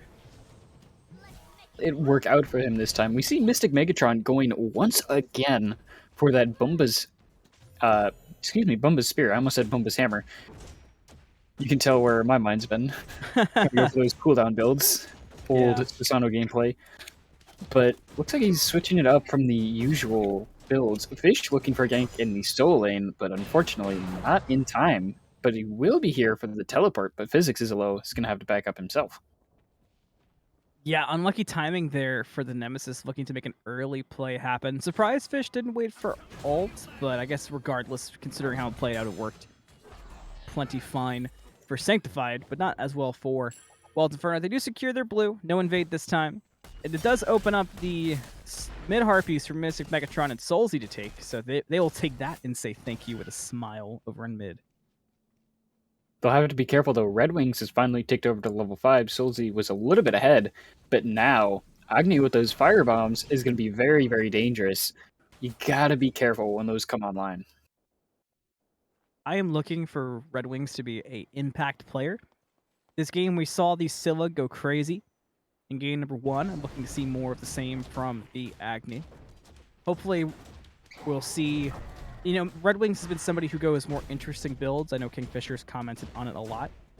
Hopefully we'll see if that turns out to be the case again. Hopefully we'll see enough damage follow up that it's a non-issue. I will point out, speaking of, Red Wings normally, Agni normally is looking for some of those interesting builds, and we see normally that Conduit Gem going into a Cronus Pendant. This time we see a Spellbook, as we see a very early Fields of Love coming out from Blizzard. It's going to be a close fight. I'm not sure if Blizzard really should take this fight. Jones has the advantage, maybe just trying to pressure out the lane and create some time. but doesn't look to be forcing the shield buff, so not really sure what the end goal of that Field to Love was. I guess building up the rage over there. Hopefully it's not another DC for Physics. We'll have to see. Nope, Physics is back online and dashes out of there quick. Perhaps a bit of a ping issue once again, but Physics survives this time, so no unfair first bloods to speak of in this game. He's definitely been having a lot of trouble with that. It didn't affect him too badly in game number 1. He fell behind on the farm, but he certainly made the impact in the late game. The question is, how will he fare against this Hades, who's already taken a little bit of an early lead against him? Yeah, it's going to be an awkward fight if you are Physics trying to manage the wave properly, but like you said, keep on farm.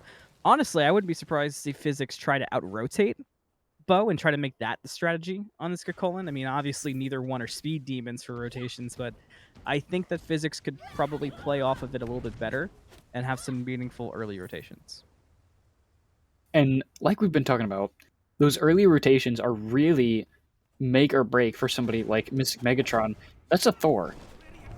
That Anvil of Dawn comes in very handy as we see a big invade onto Beau. Divine Judgment onto the Pillars of Agony, and Beau is going to fall down. First blood goes to Wild Inferno, no DC required, and the kill credit goes to the Nemesis, which may be the bigger story if you are rooting for Wild Inferno. It's also worth noting, we see a hammer build for the first item on Physics. This could be a very explosive Cuchulainn solo. I'm looking for the damage to come online early, and hey, maybe like we were talking about, maybe going that damage build will open up those early rotations, wanting to utilize the damage. Two-man taunt into the rain fire from Red Wings, and while that doesn't lead to crazy damage or any kills, keep an eye on that combo, because I suspect that we will be seeing a lot of it in this game number 2. We've already seen it once, and when something happens once, it's even more likely to happen again. And here it goes right again. A stun is good. Souls will end up falling. Ends up saving the beads, but dies with them. Hey, there it was. We talked about it. We're going to see that combo a lot as this game goes on. Slice and dice to steal away the oracles there for Fish. And that combo was beautifully executed, and I expect to see it maybe 3 dozen more times as this game goes on. And I think that's going to be where a lot of the damage comes from, is this Agni. Soul is incredible early mid, but one thing that physical hunters are still great at, it's end game coming in line with the crits. Same story can be said of Nemesis, who uses Divine Judgment and the dash to clean up the kill onto MysticMegatron. No rotation from Jones required. Does get a rotation from Nishi over there, but they can't really aggress further. In the solo lane, Physics gets a solo kill onto Beau. So a bit of revenge for Physics from game number 1. That is going to be a Dawnbringer. That is a very, very early and very, very unique item. I don't think I've seen somebody pick that up in a game that I've casted before. Huh. I haven't either. It's a good item. I'm surprised we don't see it more. It is very niche, but it's really good. You know, I've been harping on the Cuchulainn rotations. That could be an interesting play later. Obviously, you're not going to use the passive to make the rotation, but I'm going to look for them to really play off of this Cuchulainn proccing that Dawnbringer passive and then rushing into the team fights and causing absolute mayhem. Another gank in the soul lane, putting a lot of pressure over there, and that will secure a blue buff and the cooldown buff for Physics. And Fish really prioritizing the solo lane this time and keeping Physics ahead on this Cuchulainn. It's definitely not the worst option that they could be going for. Wild Inferno saw a lot of success in the last game being that aggressor and taking those team fights when normally the CC from Sanctified should have scared them off. And now we see them 4-0 in the lead on the kills as they're getting aggressive on Souls and the mid lane. Soulzc falls down to half health and has to back away underneath the tower. Will not be aggressed on from Red Wings and Nishi for now. They're going to head back over and look to secure these oracles, which will be contested by Soulzc and Dracull, and Dracull will take them away. Well-timed usage there. Gank coming out in dual lane. Instant slam down onto Jones. It's going to be an easy kill for MysticMegatron. Blizzard with the perfected bait there on the Cupid, staying around low health. Beau has to play it safe in solo. May get soloed again. One basic will secure it. It will be a trade, though, after Beau plays it nicely with the silence, and it's a 1-for-1 over in the Soul Lane. That's going to be a really good trade. Beau was a little bit behind, but being able to get that 1-for-1 trade, he's got the bigger bounty. Beau is going to get a little bit of extra money in his pocket, and that's going to give him the opportunity to start catching up just a little bit more.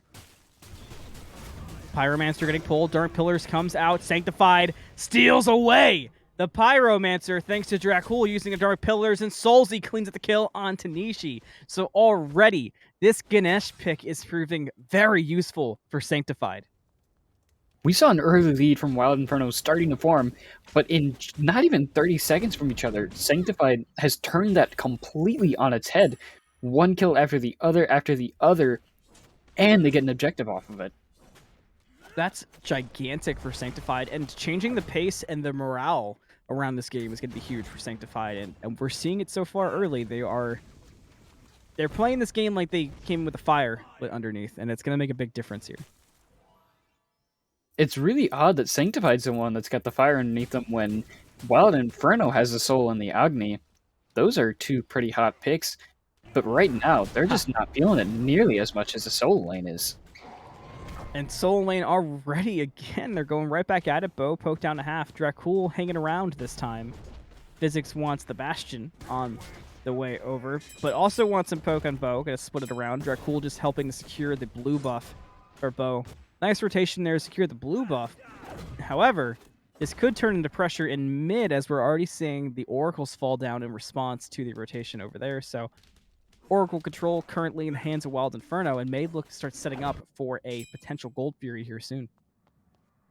They certainly have the ward coverage on that side of the map. They're looking to try and get the engagement onto Blizzard, but unfortunately not enough space. Fish will instead look at the mid lane. Big poke came out on the Red Wings, but not enough to chase the kill fully. Instead, they're going to have to go their separate ways and look to defend those ever-valuable Bastions. I feel like this point in the game is where we should see a lot of issues being forced, so to speak, here from Sanctified. I feel like their team comp will excel at this stage. I mean, the same can be said for both sides, don't get me wrong, but I feel like this mid lane matchup, this mid lane 3v3, could be very much advantage Sanctified for the next few minutes.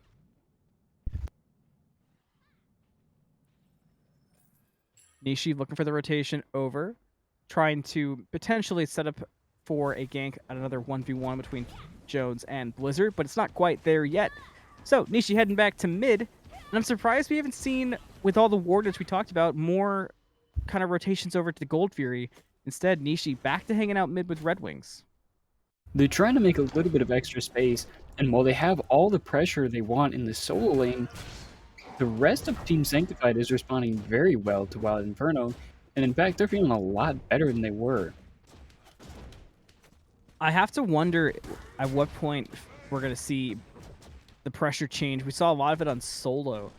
I have to wonder if we're going to see it stay that way, if we're going to see them change to maybe pushing out mid lane. We haven't seen too many forced fights there.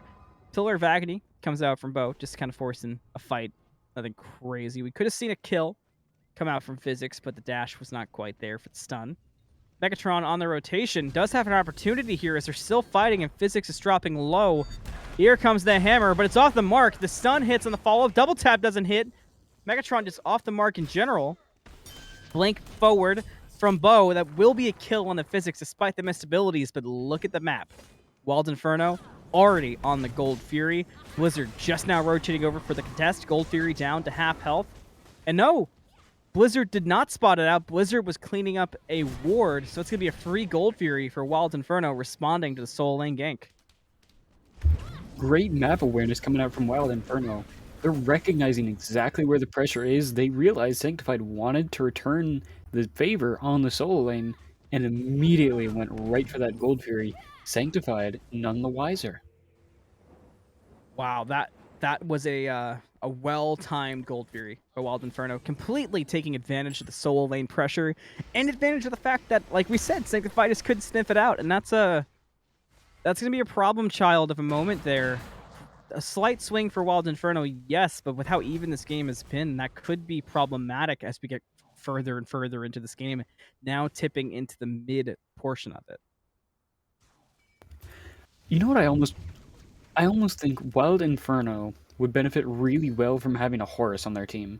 The ability for them to recognize where the pressure is on the map and to immediately start rotating for an objective on the other side, they have a lot of teamfight potential. And we're seeing the opposite right now. Sanctified forcing the team fight, but Red Wing is going to be plenty safe. I think that's a good call from you. I think Horus would have been an interesting choice here. I think it does reward how Wild Inferno chooses to play the map. Pyromancer getting pulled here from Sanctified. Wild Inferno's contest is currently Nishi on the Athena. Decided to bring some minions along for the ride. Got to get some farm while you're chasing the steal. Nemesis and Kakolin are on the way. Pyromancer down to 10% health. Nishi still deep in there. Wild Inferno takes away the Pyromancer. Divine Judgment comes down. Nishi falling low in Pillar of Agony gets it dashed off, however. Physics underneath the mid tower doing damage to Soulzc. Rainfire stops Beau on the chase of Nishi. And the Athena gets away, and Wild Inferno gets the steal. They still are hanging around looking for kills, but I feel confident that there may not be any. Physics is another story, still diving deep. Here comes Defender of Olympus onto Physics for giving that deep dive. We'll see if Red Wings and Fish join the party. Thor goes up into the sky. I'm assuming he's going to look for the Nishi here. No, just goes underneath the tower. So Sanctified all kind of combined underneath that tier 1 tower, but not making any plays out of it despite having Physics alone. And Wild Inferno gets to walk away. A bit of a weird team fight there. Sanctified didn't quite have enough confidence to go in and engage the way that they wanted to, and I could certainly see in their eyes that hunger for a little bit more. They're upset that they lost the Pyromancer, but unfortunately in this situation, they just weren't able to get any return kills out of it. I would have loved to get some there. I mean, the Pyromancer steal was so in your face, they basically decided the 50-50 it with the Nishi, or excuse me, with the Athena, piloted by Nishi. So just a tough break for Sanctified there. It feels like they're taking a lot of morale hits in these 2 games we've seen played so far, which is not a good feeling on any competitive team. Credit to Sanctified, though, despite all of this and losing the previous game, this is game 2 now. This is a different game, and they're making a little bit of extra progress there. Weren't quite able to manage last game, but it's still very, very even. Beau is forced to blink away from Physics running him down. The Rage Monster is a little bit too scary. Yeah, no interest in taking that 1v1 right now.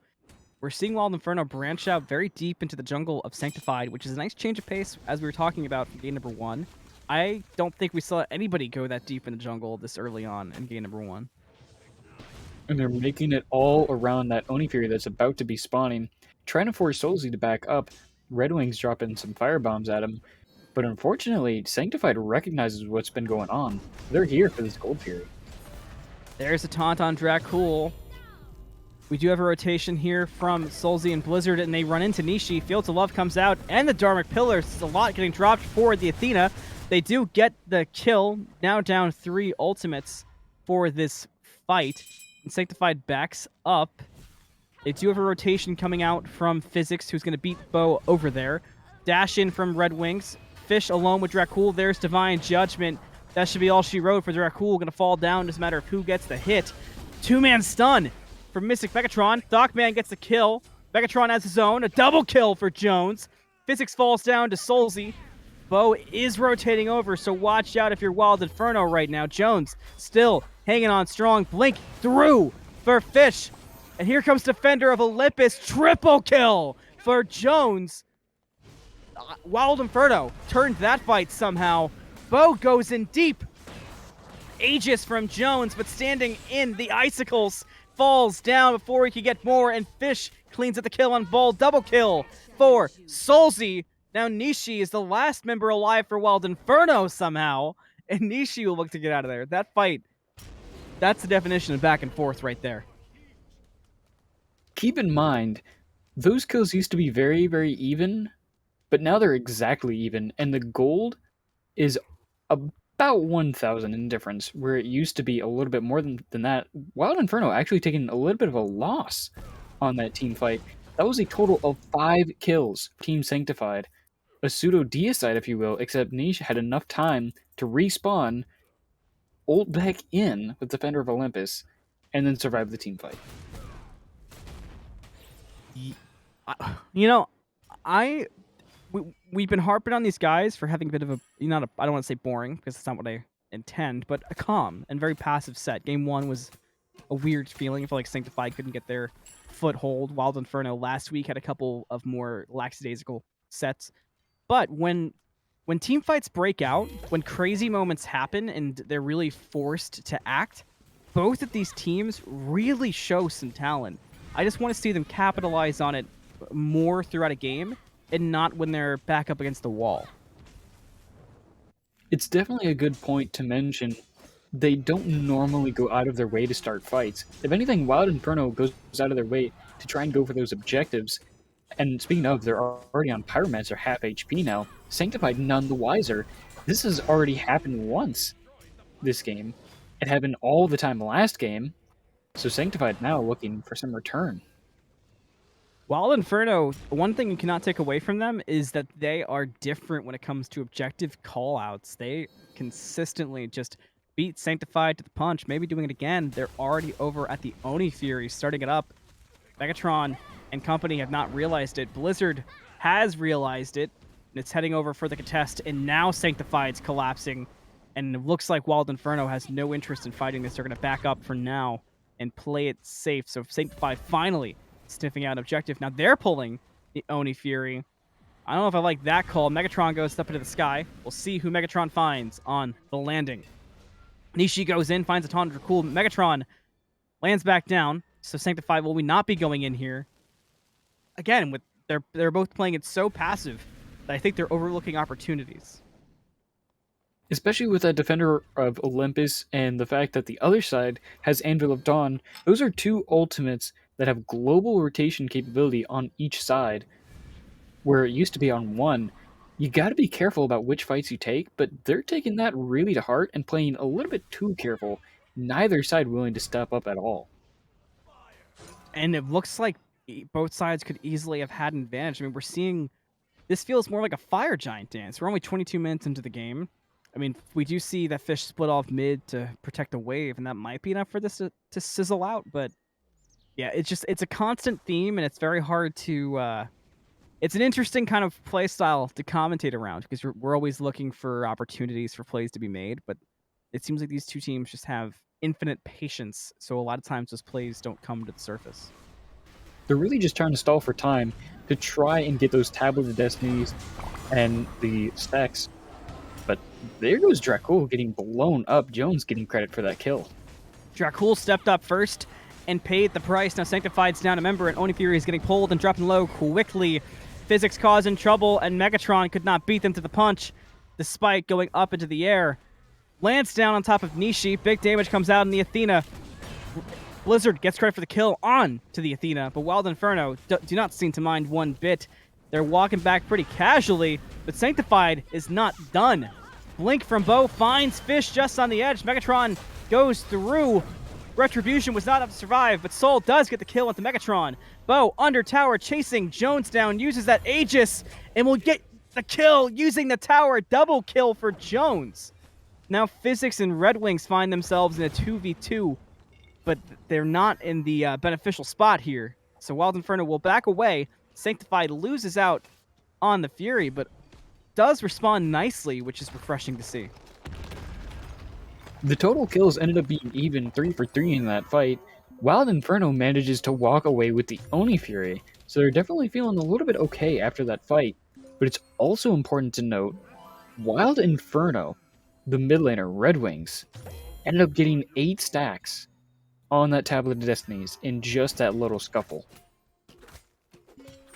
Yeah, the tablet stacks are on the up and up here, and rising quickly. And we did see, I do want to point out, since I commented on it earlier, I do want to give credit where credit's due. Red Wings build has turned into the traditional build here for Agni, or at least a good version of it. Did not go the more unique build utilizing Chronos Pendant and such, and I like it. I'm speaking for Kingfisher there, less myself, but wanted to bring attention to it regardless. Speaking of interesting builds, I'm looking at Jones here. That's a Soul ADC, the only attack speed that you have coming from the Gilded Arrow starter, which is now upgraded. No other item has any attack speed. I can only imagine that's going to be a Nimble Rod. Yeah, I'm gonna have to agree with you there. I will say that I like this build. I would like at least one more item. I would have liked maybe a Telkines, but Gilded Arrow is having some interesting effects on mage ADCs. So you're doing so much damage. And I talked about Soul kind of loses out late game to physical ADCs. This could help it and keep Soul on par. All right, fight breaking out at Pyromancer, and Beau's diving in deep and finds Jones right away. There's the Divine Judgment and the land down from Megatron. Both assassins have used their ultimates. Who gets the better? So far, it's Beau. Physics falls down, and Jones should be soon to follow. Blizzard gets credit for the kill there. Fish goes in the back, and Blizzard gets a double kill, cleaning up Jones and Fish. And Sanctified with a much-needed clean team fight there. Gets rid of 3 members of Wild Inferno, now looks for the Fire Giant. Red Wings and Nishi are looking for an opportunity. Sanctified's very low. There's the taunt back, but it's not enough to save Red Wings. Blizzard gets credit for the kill there onto the Agni, and they scare Nishi away, but health bars are much too low now to look at Fire Giant. Sanctified does come away with a 4-for-0 team fight. No objectives were dropped in that time, though, and they don't have quite enough HP to take the Fire Giant. But that's not going to last very long, as Sanctified is coming right back with some much-needed HP bars to drop this big objective. Nishi could potentially look to contest, but I'd be surprised to see it. Physics has the much better opportunity. Blinks in with the knock-up. Physics gets caught in Fields of Love, dropping down quick. Nishi's here for support, but can only look to get Physics out of there. I think the potential to seal may be gone. Nishi will try to make the opposite true. Pillars comes out, Sanctified secures the Fire Giant. Now could look to get some kills alongside it, but that's a big Fire Giant for Sanctified. Really solidifying a different feel to this game too. Definitely going to be a really big push for Sanctified here. They're now in the gold lead, but unfortunately that leaves Wild Inferno a little bit of space to start pulling the Pyromancer, but Sanctified steals it away. Wow, that's exactly what Sanctified needed. We talked about the morale. We talked about needing to make game feeling changes, and Sanctified's doing it. You've got Fire Giant. You steal away the Pyro. I'm looking for them to contest this Primal Fury and really just keep the ball rolling. Go for a quick end here. Keep the momentum going. Wild Inferno not willing to let them have it, dropping Gold Fury to half, but Sanctified now on the aggression. Pillar of Agony used Nishi. Sanctified does get the Primal Fury, and they get Nishi alongside it. So that's another great play from Sanctified. They're keeping the momentum up, and now they're going to look for a tier 2 in the duo lane, and I don't think Wild Inferno can stop it. They don't have the numbers, and without your support, a lot of that extra damage is going to be a little bit harder to pull off, since the only real CC that you're going to have is going to be coming from Physics on the ultimate, that's Spear of Mortal Pain, and Red Wings is going to have to rely on that Firebomb stun to try and make something happen. But other than that, Wild Inferno just doesn't have that fight that they're looking for. Sanctified still nice and healthy with the Fire Giant around their belts. Wild Inferno will step up to this tier 2 to lightly defend it. They've got a lot of poke coming out from Red Wings. We saw it go on the Blizzard there. And it looks like they might be successful in defending this tier 2. Physics leading the way for some aggression. They might even look to push them back. Wild Inferno keeping a tier 2 standing. That's a big victory there. I'm surprised Sanctified isn't forcing more, but with the health bars in the side of Wild Inferno, just trying to play it safe. I mean, with Nemesis online, you can really delete Dracull very quickly. They could, but unfortunately they're not getting an opportunity to get in. Sanctified playing much smoother this time around. They recognized what they did wrong in game number 1 and are absolutely on a path to fix it. Wow, there goes Physics in the back with the 2-man knockup. Dracull got poked out quick. Divine Judgment's on top of Dracull, but it's not going to stop Sanctified from getting 2, make it 3 kills. 2 of them going the way of Beau. A triple kill for Beau. Fish trying to turn things around, but can only delay as Sanctified cleans that fight right up and gets that tier 2 tower despite the initial defense from Wild Inferno. Sanctified is a new team this game. They really turned that one on its head. Wild Inferno thought that they had the advantage, but they forgot one very important thing. That is Fire Giant around the belts of Sanctified. And now, with less than a minute left until the next Fire Giant spawns, Wild Inferno is going to have to be very careful about where they go. Yeah, they've got to play this right. Momentum is all in favor right now of Sanctified, and Wild Inferno's got to try to beat them somewhere head on and turn this around. It's going to be awkward to do it for certain, but it's not out of the realm of possibility. So I'm really curious how it's going to happen. We do have a bit of a lapse currently while Sanctified sets up for Fire Giant. Have you seen anything crazy build-wise? I mean, the only thing I've seen that's interesting is the builds we've seen come out of Blizzard, but otherwise, pretty much par for the course. I was just going to mention Blizzard too. You talked about the crit coming online late game for physical hunters to really start out trading those magical ADCs, but there is no crit now. All you have is Failnaught. Meanwhile, Jones has Polynomicon. That does a lot of extra damage. And it works for Cupid, but I really would have liked to see something more traditional to outpoke that soul. We'll see how much it matters the later we get. EFG getting pulled from Sanctified. It's down to quarter health. There's the pillars. Physics dives in deep, looking for the steal, and he gets it! Wild Inferno takes away the Fire Giant at 31 minutes, taking away all the momentum from Sanctified. Great steal from Physics. It felt like that could have happened at the last Fire Giant, but Physics making it happen this time for Wild Inferno. Now Sanctified all of a sudden feels like they're on the back foot at this Pyromancer. Wild Inferno solo laner saying, it is possible with me around. I will make sure it happens. I am Physics. Sanctified, upset about it, steals away the Pyromancer. We're steal for steal so far for these teams. Wild Inferno heading over to the Oni Fury. Sanctified, for sure, going to look to contest this, I'd assume. It's very possible, but it doesn't look like they have the space to do it, and they're not willing to challenge that EFG. Wild Inferno does a lot of damage, and Sanctified found out exactly what happens if they step up to that last game, and it did not turn out that great for them. And we know that Wild Inferno with EFG has a difficult time pushing the go button on these sieges. So maybe Sanctified is grouping up and saying, hey, we know that they're going to be a bit afraid to go for the siege here. Let's play off of that and play back and let them come to us. Let the water fall on the rock. I mean, why not? Sanctified has a level 20 support. Wild Inferno does not.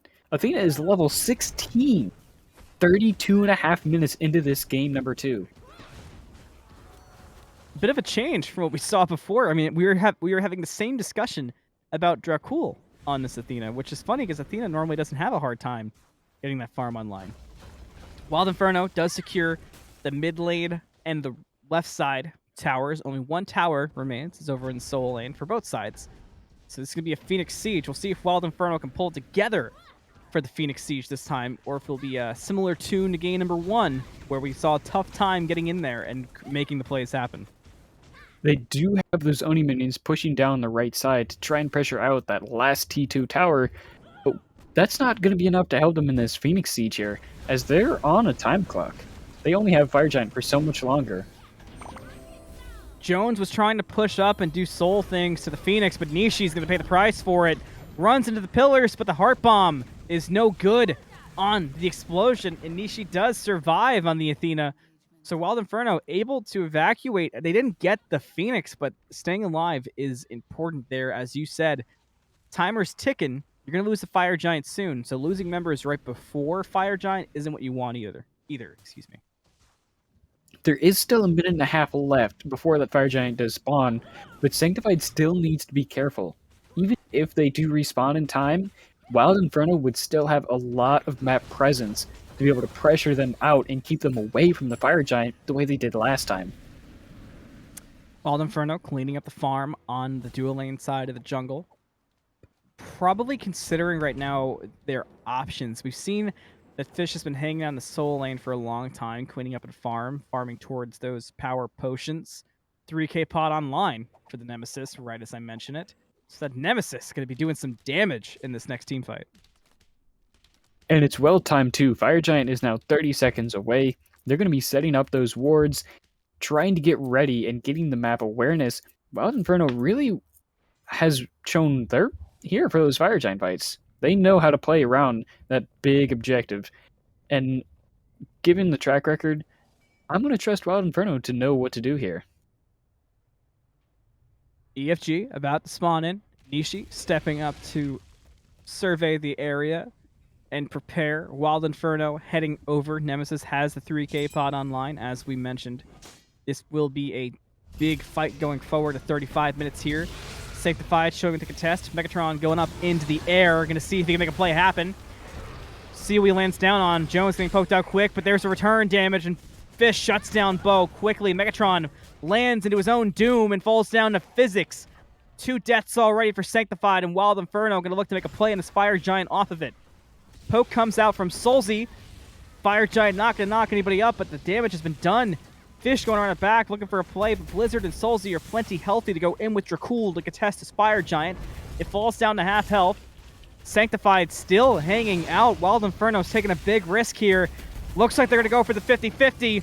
Fields of Love comes out. Fire Giant falling down low. Sanctified gets the Fire Giant, and Blizzard takes Nishi out. Inferno forced the 50-50 and do not get the better end of it. Right as I said, Wild Inferno knows exactly what to do. They take an unfortunate 50-50, and Sanctified walks away with the dub and the Fire Giant around their belts. They may have lost a little bit more than they got in return on kills-wise, but this time, that's EFG around the belts of the mid, support, and ADC. Sanctified really keeping themselves in this game for a little bit longer, and even gaining the advantage. And I'm looking to see Sanctified really go push up and take advantage of this. I mean, like you said, it's on 3 members, it's not on 5. But you got it on your mid and your ADC. Get in there with Cupid and let Cupid do ADC things. Get rid of those Phoenixes here and make the difference going forward. Not really what they're doing at the moment. They let the Primal Fury go, and Sanctified looks a little stun-locked by it. But I'm looking for Sanctified to really push in and make a Phoenix play here. Don't sit back and let things take their course. You've got EFG on 3 members. You won the last fight. You know you can do the damage. Go to work. Really, what Sanctified needs to do is just consolidate all of these advantages and little wins that they're getting and just group it up into one really big and powerful push that really shuts Wild Inferno down. Wild Inferno has been thriving off of getting those cheeky picks, unusual gangs that turn into massive pressure, and getting those advantages from the objectives. But now, with Sanctified having the Fire Giant, they're going to be able to start the Phoenix Siege and play the game at their pace. And I'm excited to see what Sanctified's pace is, led by Captain Dracull. They're going to look to make the play. How will they do it? Phoenix Dance begins. Not used to saying that one, but Fire Giant has not Dance has not been the full story this time. Soulzc tossing some abilities out, looking for poke. Nothing quite there, and Sanctified still hanging out outside the Phoenix. They're still going to have to be careful. That is still a late game Merlin, and he does have EFG.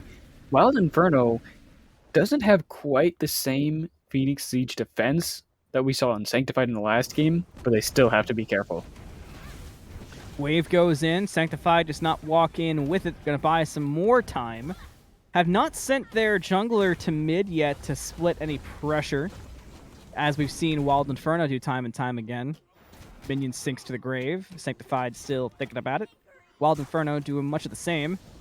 I'm looking for them to send somebody over to mid and split the pressure. I don't like having all 5 members here not going in. I feel like you're kind of wasting your time with the Fire Giant.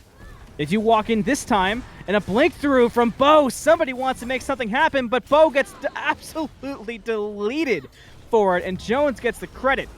Pillars come out in defense, and Fish goes on a killing spree by finding Blizzard. Nishi gets caught in the ring, and Soulzc cleans up the kill onto Nishi.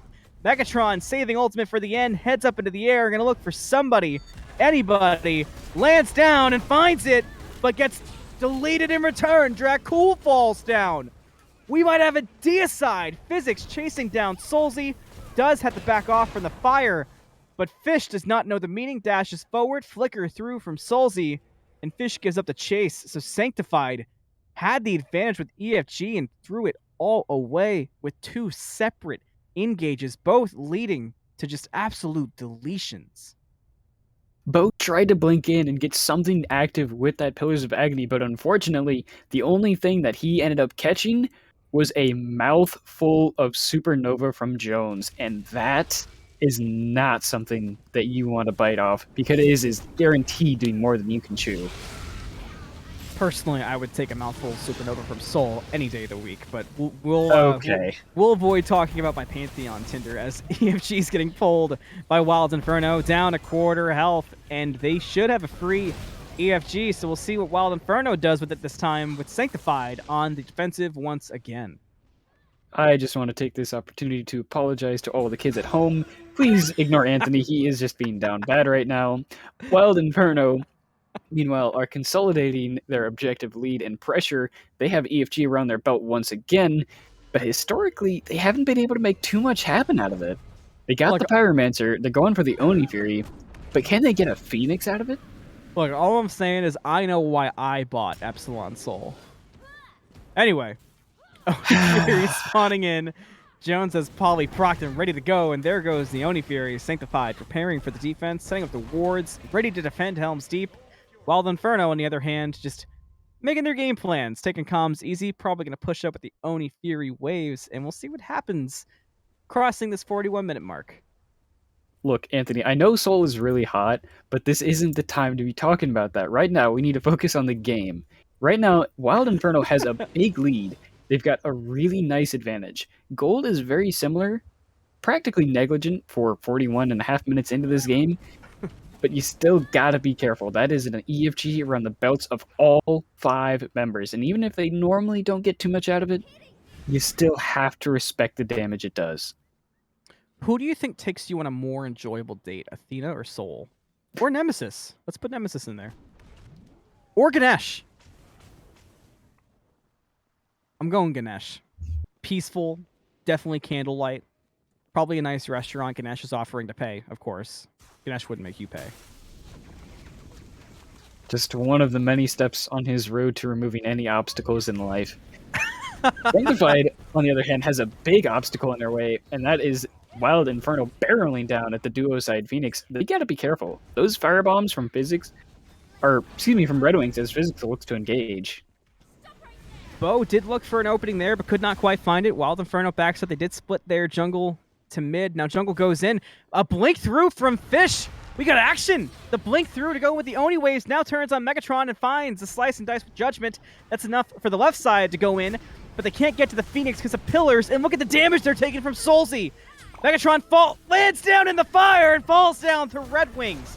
Sanctified still wants to make the play work here. They're going in deep, looking for something, anything, but they've lost their mid lane Phoenix too. Jones trying to lifesteal away, but can't survive Cupid. Nishi gonna go for the Defender of Olympus, but cannot get away from Soulzc. And Sanctified defends, drops 2, but does lose 2 Phoenixes. Sanctified coming out with a very interesting base defense. They lose 2 Phoenixes, but it's important to note they lost mid and solo Phoenix, not duo side. So that Fire Giant defense, when it spawns, is still going to be very possible. That's still a minute away, but Sanctified has a lot of time to get all the space they need. 40 seconds on the next member of Wild Inferno spawning, only at 3 right now. Yeah, that was a huge sign of life there from Sanctified, being able to turn that around. Despite, like you said, the Phoenixes falling down, they did get the advantageous Phoenixes. You can afford to have somebody hang out in solo, hang out in mid, keep the fire minion waves from pushing in too far. Not losing that duo lane Phoenix was gigantic. We're at a point now where everyone's getting those 3k pots in line. Everybody's relics are upgraded. Everybody's full build. Basically, any character can delete you, and any character can survive for an elongated period. So it's a matter of playing it perfect and making your plays work. We'll see how this next EFG goes down, but I expect it to be a fairly even fight. Now, to answer your question, Anthony, I have to go with Nemesis would be the best date. And my reasoning is the perfect balance. She knows how to flex between the friendship aspect and just enjoying your time, and the romance of really enjoying who you're with. And she can't see you, so thank goodness for that. That'd be my perspective at least. Well, it certainly wouldn't be her perspective. See, that's the reason I think I'd pick Nox. I mean, like, Nemesis gives good vibes, but Nox gives like Lady Demetrisu from Resident Evil Village, same vibes as Nox. So Whoa. what? I didn't say more than I'm That's- mentioning. I just mentioned the That's character. a little bit too dark. I have not mentioned anything more. I'll let you fill in blanks there, but just know that if I could have my choice, my top 5, Nox is making it. And there's a lot of options realistically. Another date I go on an Uller date because Uller's taking you to Monster Jam, maybe a rodeo. Is he though? 100%. Have you seen? I feel like he would take you fishing. Maybe morning after. No, Not to say I'm guaranteed to be taken home on the first date. I'm just saying that there's potential. Now, I'm not saying going fishing is a bad thing. I'm just saying Uller seems like the type of guy to take you fishing day one, right out the rip. Maybe skiing. Ooh, I like the skiing. Maybe run into Scotty. Maybe there's some tea there. Scotty sees Uller on a date with another person, gets a little upset. Ooh, I like where you're going with this. And we're this entire building a conversation, Fire Giant hasn't even started. It has not fallen down below 75% HP. I promise I'm watching. I will start play calling the moment I need to, but there has not been an option yet. Nishi does get picked off in Fields of Love and dropping down low, but Dark Pillars was late. Beau going through, looking for an opening. MysticMegatron up into the sky. Will he find anybody upon landing is the big question. I don't think so. We might be back to talking dates. And it looks like we will be. Fish is in the back. Hang on. Fish is making plays happen. Found MysticMegatron and gets a kill onto the Thor. Defender of Olympus comes out, and Soul Lane Phoenix is going to fall. The fire minions of Sanctified cannot back right now. Sanctified has worked themselves into a very awkward position. Nobody's backed yet to defend from fire minions. Soulzc dropping low. Fish does get silenced out, but Wild Inferno has pushed up very far. This is their opportunity to go get the fire giant.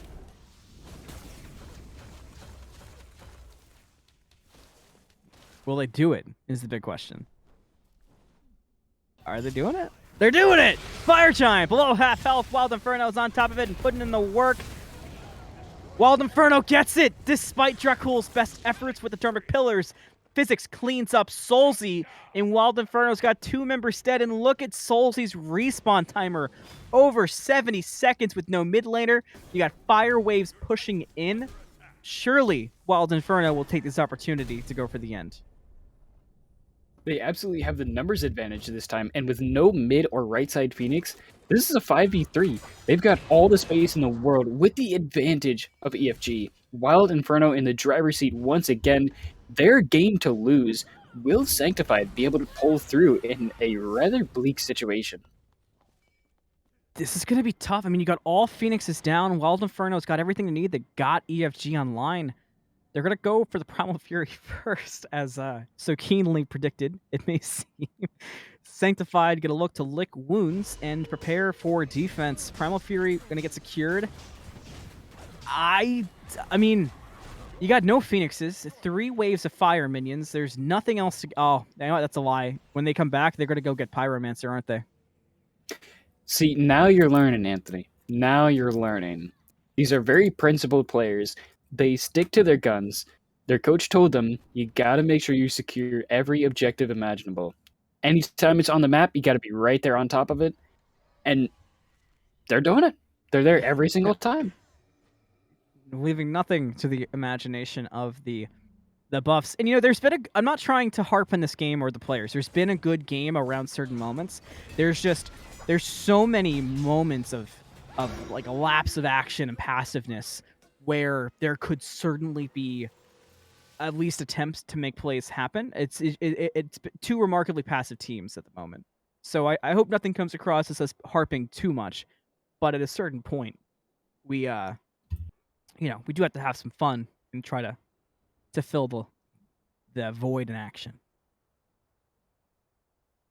There is one interesting thing to note here that I was considering it, but now I gotta say it. Dracull has that staff. Look at that. When was the last time you saw the Ethereal Staff come out on a support? I think it was a Divine game, and I think they eventually sold it. Or maybe it was even Challenger. It's been a hot minute. Not my favorite item, but at this point, I guess you got multiple 3K pots potentially coming up soon. Maybe just trying to see if something works. Maybe trying to use that Ethereal Staff for some procs on your ultimate. Okay, Wild Inferno's got to push in here. They got 5 members up with EFG, and there's no Phoenixes up for Sanctified. I'm kind of shocked that Sanctified has not been dove already. There's no other objective on the map. This time they actually don't have a reason not to go in. Blinking from Beau, gonna make something happen for Sanctified. Dark Pillars comes out, Built to Love 2. Beau is down low. Dracull, half health. Blizzard is 2. Megatron finds 2.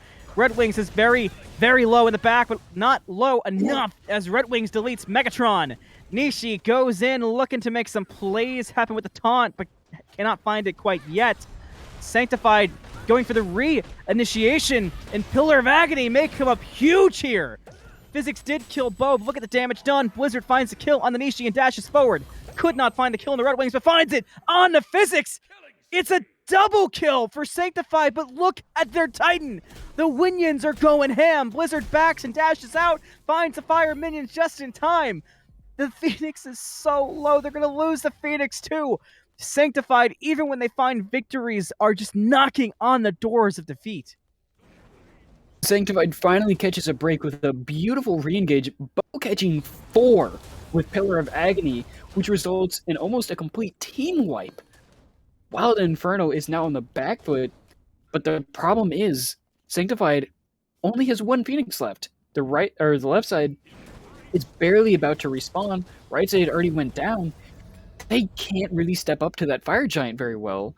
Wild Inferno still has this game to lose. So here is what I'm doing if I'm Sanctified. I'm not sure if there is... I mean, in-game, it feels different. This may have not been the most exciting game for us, but in-game, this feels like a close game. This feels winnable for both sides. If I'm Sanctified, you know Wild Inferno is not going to go for some crazy backdoor tactic. They're not going to rush at your Titan despite the low health. They're too afraid to be wiped. So if I'm Sanctified, I'm actually forcing the issue at this Fire Giant, considering you've got the advantage with the Phoenix. Just use some wards to be aware if the backdoor were to happen, even though I don't think it will. And I think you don't even go for fire. I think you try to play off of them thinking you're going to be afraid and go for just an outright wipe and then run at the Titan here. About backdoor shenanigans, Wild Inferno doesn't even backdoor objectives. They just walk straight at them as soon as they spawn. But right as we say that, Fish looking for some rather sketchy stuff. We get a teleport in from Physics. Oh my god, I've been outplayed completely. They're going to go for it, Jeer. Fish and Physics are in there, but look at the backs from Megatron. Titan's down really low. It's at 10% health, but they already killed Fish. They're going to save it. They managed to save it. The Titan survives, and look at the Phoenix. They're wiping. Beau's got a double kill over there. Beau is going to fall down to Nishi, but not before 4 members of Wild Inferno have died. They split the call, and they may split the losses. Megatron lands down on Nishi, only member up, but if I'm Sanctified, I don't even care about the Athena. Run at the Titan, get rid of it. The Athena is not worth your time. It looks like they've got that mindset on tap. They got a wave. They're going to go for it. Sanctified looking to end this game, walks at the mid-Phoenix. 40 seconds left for everybody left standing. Nishi's falling low with the chase with MysticMegatron. Sanctified's on the Titan. Dharmic Pillars come out with their Titan at 100 HP. Sanctified makes the ending exciting and takes the victory. We'll be right back on the desk. Wow.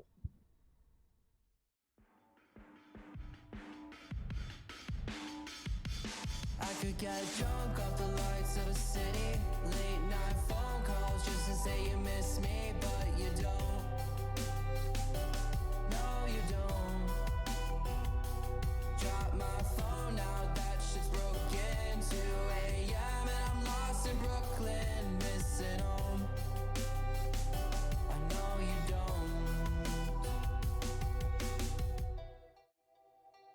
When we were with how the majority of that game 2 went, I never would have thought we had the ending we had, but after a failed backdoor attempt that I had just said was not going to happen from Wild Inferno, Sanctified takes advantage of the failed backdoor, cleans house at Titan, cleans house at Fire Giant, and runs it all the way up mid to win the game. Jeering, break down what we saw at the end of game number 2. I don't know if I really can, because we saw a team that barely even tries to take a team fight, go all in on a backdoor, fail, get wiped, and then lose the game when they had EFG and 3 Phoenixes down just minutes before. Wild Inferno, I don't want to sound mean here, but I can't think of any other way to say that game felt thrown away and spoon-fed to the hands of Sanctified. Yeah, so I guess I'll give these thoughts with it. We always look to talk up our players here. We definitely pride ourselves on it in this particular league. But there are certain games where it's just we have a different perspective, and sometimes our perspective can show a lot of rough things. And that game was rough for Wild Inferno in particular, because Wild Inferno had many opportunities to end. So did Sanctified, mind you, where Sanctified also played it very passive at the Phoenix. This isn't an entirely targeting attack, but I have a feeling when Wild Inferno and Sanctified, for that matter, watch this back, I could see them more than agreeing with your point, Jeering. That was just very unusual way to go about the end of the game. Wild Inferno, by all rights, should have had this game. They had 108 wards compared to Sanctified's 84. They had 3 Phoenixes down. They had advanced Fire Giant. They had all the pressure in the world.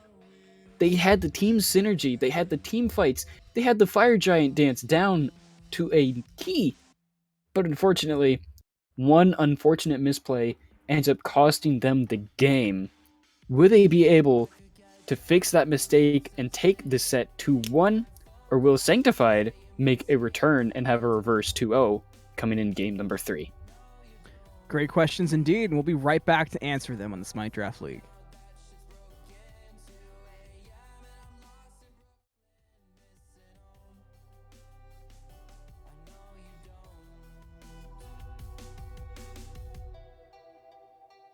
When we were on, I'd always thought we would make it, but now you're gone. Baby, you're a ghost. I'm caught up in a landslide, mental on the low end. When I used to feel alive, now there's a hole in the city, can't feel shit. Where do I go? 'Cause I know you don't feel this. Can't catch a break, for God's sakes. Feel like I'm waking up and I'm caught in the wake. Yeah, I know this is my funeral on parade. I did it to myself 'cause I always thought you would feel the same, and I know you don't. Drunk off the lights of a city, late night phone calls just to say you miss me, but you don't. No, you don't. Drop my phone now, that shit's broken. 2 a.m. and I'm lost in Brooklyn, missing home. I know you don't. Let's hit the brakes. I'm pulling out the parachute, jumping out the plane. You had it all in front of you, nothing feels the same. It's crazy what love can do, even crazier when it's not coming back to you. You say you need space, so I gave you all the states. Every night a different place. Used to think we're getting close, and now we're drifting away.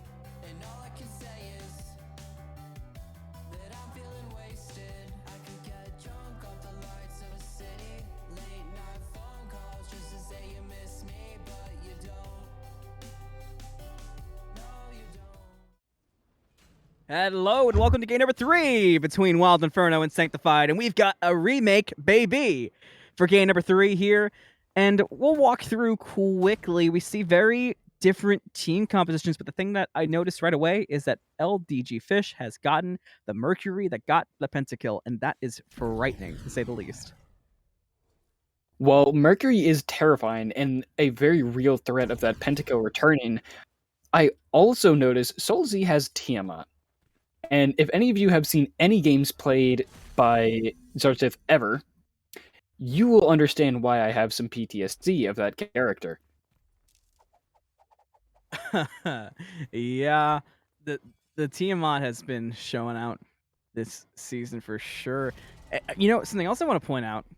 We got an Ishtar versus a Kurdanos. There's no sign of a Cupid anywhere. So, nice change of pace for the duo lane. No heart bombs, no fields of love. I wonder if that'll lead to a build change from Blizzard. I mean, we saw the Ishtar game 1. Not mistaken, my memory serves right. There was a fail knot in that build too. So we'll have to see. But Dracull on the Maui should definitely be exciting.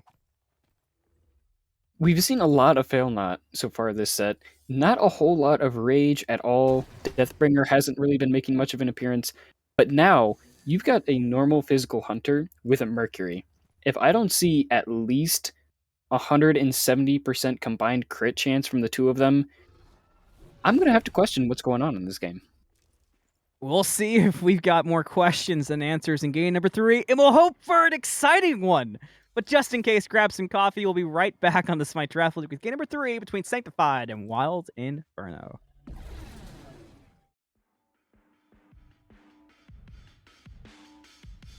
I could get drunk off the lights of a city.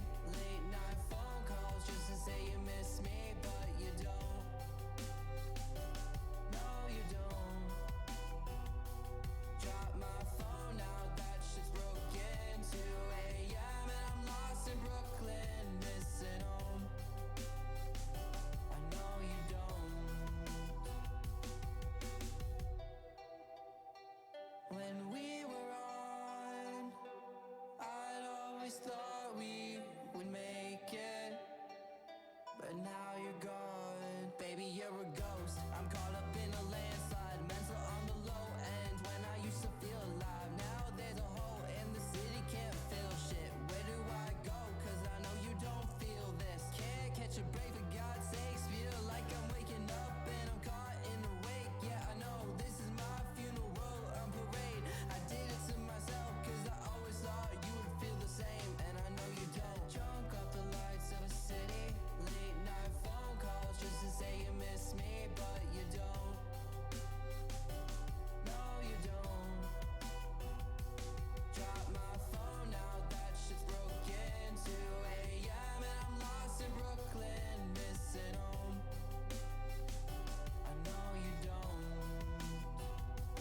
Let's hit the brakes. I'm pulling out the parachute, jumping out the plane. You had it all in front of you, nothing feels the same. It's crazy what love can do, even crazier when it's not coming back to you. You say you need space, so I gave you all the states. Every night a different place. Used to think we're getting close, and now we're drifting away. And all I can say is that I'm feeling wasted. I could get drunk off the lights of a city. Late night phone calls just to say you miss me, but you don't. No, you don't. Drop my phone now, that shit's broken. 2 a.m. and I'm lost in Brooklyn, missing home. I know you don't. Hello, and welcome to game 3 between Sanctified and Wild Inferno. I'm Anthony Malum. I have Jeeringlamb with me. iNooblet's our observer. Let us do it. As critically acclaimed rapper DaBaby says, let's go. Oh, that really got me. It woke me up. Well, you did say grab your coffee, so I wanted to make sure you were paying attention. You got it. Speaking of paying attention, Beau on the Coquelin grabbing Bluestone this time. Yeah, looking for fighting against this RDO, which is going to be tough to do. I mean, RDO is going to be able to base tank most of it and sustain past a lot of it. So, it's a weird. I get the vision, but it could work out to be weird. You get the vision, but you don't have the vision shard. Unfortunate. We do see physics on the RTO, Conk Shu, if you ask me, with Warrior's Axe and a Spellbook to start it off. Already out of pots almost, if the aggression from Beau ends up taking any place. But looks like for now, physics will be feeling quite okay as Beau takes over to level 3. Red Wings falling low, could have an early first blood, but Soulzc just off the mark. And now we got a rotation from Fish. Made you look! First blood at 1 minute. That's refreshing from these teams. And Fish gets credit for the kill on the Mercury, off to the races. If I had to choose anybody to get a very early lead, I think Mercury might just be one of the most terrifying to get it. Because once he gets that crit, it's really hard to come back. Megatron goes forward, but maybe in a bad spot, and that's a early 2 kills for LDGFish on the Mercury after a slightly poorly played laning phase there in mid. I don't like the opening that creates for Wild Inferno. Wild Inferno taking a little bit of an early lead, and as we've seen, they're not the most inclined to really press that unless you're talking about an objective, in which case they will drop everything to go right to it. So, looking at Maui, we see a unique relic choice going with the Sundering Spear. Yeah, the Sundering's a bit interesting here on the Maui. I guess it could play off your hook pretty well, but not something we commonly see in the Maui. Then again, I also haven't been seeing a whole lot of Maui in general lately. Most of the time it's either banned out or not prioritized at all. Athena, on the other hand, making a 3 for 3 in this set. She seems to be quite the prized possession for both of these teams. But I gotta ask, Anthony, do you think Athena would be a good date? I'm gonna say yeah. So I put more thought into this than I maybe should have. Oh, Nishi dropping low. Might get interrupted here. It does get away, though, on the Athena. So I just imagine... Okay, so take a step back with me. Imagine Athena and Maui are on the date, all right? Because I feel like Maui's a handsome guy, you know, loosely based on The Rock. So imagine they go on a date. Let's say they go to a bar. And, I mean, I'm assuming that Maui, clearly based on The Rock, not an actual god from a pantheon, of course. I'm assuming Maui's gonna order... No. That's where you're wrong. Rock is the god of the American pantheon. Let's just clarify that right now. That's a really good point. We're gonna touch back on that. So, clearly Maui's gonna sing karaoke. But Athena strikes me as the kind of person on a date that would not like karaoke. Hang on. Do have a gank here from Megatron. Going to go for the powwow onto Nishi, but Defender of Olympus for the CC immunity. Is that enough to get away? Yes, it is. Nishi with a nice escape. Rotation coming out from the boys in red, but will not be needed as the boys in blue are going to go ahead and retreat. All right. Not even handing off, going back to my point. So they go on a date. Very obviously, Maui's going to... Boom, charging. Ooh. Come on. Thinking about it. No interest yet. Come on, Fish. Oh, we're gonna back. All right. Anyway, so Inferno special. Clearly, Maui's gonna go ahead and sing karaoke, but Athena doesn't strike me as the kind of person who would be down with karaoke on a first date. So I imagine Athena being like, "Dude, stop! I'm not interested." Like that's I feel like the Maui and Smite wouldn't be like The Rock, and even like tone deaf people wouldn't think Maui was a good singer. So they couldn't it could be so bad that a bartender kicks them out. Athena's like, dude, you're a god. You're a demigod. You're not a frat boy. And Maui's like, I like to party. I like to have a good time. I got tattoos, you know. And she's like, she's upset. I mean, it's Athena. Athena doesn't care if you got the frat boy attitude. Athena is like a definition of class. So she's upset. She rolls her eyes. She walks away. Maui's probably going to, do some friends thing. Wait, Athena, I'm sorry. Can we try again? Maybe another day. Give me one more chance. And I feel like for this story, it's got to be like a comedy show. So she's probably like, you know what? Yeah, but you're buying me water next time. I seriously doubt Athena would want water if she's going to be hanging out with Maui. I feel like in that narrative, she'd be going for something a little bit more potent than just water. She would, but Maui's so drunk, he's just not fun. Because Maui's like a pina colada kind of guy. So he's drunk off his hindquarters. And Athena's like just, Pina colada guy? Or is he more of just a regular tequila? If this was The Rock, I'd be looking at tequila. But this is like Smite Maui. This is like pina coladas. He didn't get the umbrella because, they're out like a Buffalo Wild Wings. They don't serve an umbrella in their drinks, but he asked for it anyway. It makes everybody feel weird. Do you really think Athena would willingly go to a Buffalo Wild Wings? No, that's my point. Okay. I was gonna say. She got brought to a Buffalo Wild Wings. They're singing karaoke. Maui's up there singing Bon Jovi. Like, the whole thing is... Sorry. One more thing. What Buffalo Wild Wings are you going to that has karaoke there? I actually have wanna gone to know. one. Sorry, where was this? I gotta know. Well, I'm not gonna dox myself entirely, but it was, you know, like mid-east coast. And yeah, they actually had it for a while. It was never good. You know, so what's your most overplayed karaoke song? Like, to hear, not to sing. For me, it's definitely got to be... It's probably a toss-up, but I think... Oh, hang on. Sonic Boom. Pow Wow up from Megatron. Not going to pull anybody in, and now Megatron might be in a bad spot. There's the dash from the Mercury, and going to look for the kill on the Megatron. Taunt in. Jones gets the credit. Jolt forward from Blizzard, but the shell creates some safety for Fish. For me, it is probably... So I really dislike when people sing... what is it? Oh my god, what's the song? I'm losing it. Oh, Picture. Kid Rock, Sheryl Crow. Because it's always the same story. It's two people way too drunk to be singing, which is fine. It's karaoke. Have fun. But the guy waits the whole song for the "I was off to drink you away" to yell it. He waits the whole damn song to yell that part out, and it never works. They either burp, or like they don't hit it, or they kind of forget, and then they got to catch up. I can't... If I hear the opening guitar riff to Picture from Kid Rock and Sheryl Crow, and I'm at karaoke, I actually look for an exit. I'm like I'm on an airplane that's about to crash. I feel like every time I've been to a karaoke, there's at least 3 people that try to sing Let It Go. Oh no. That's almost as bad as this gank on the Beau, who's going to fall down to LDGFish, getting even more kills for himself on the Mercury. But please continue.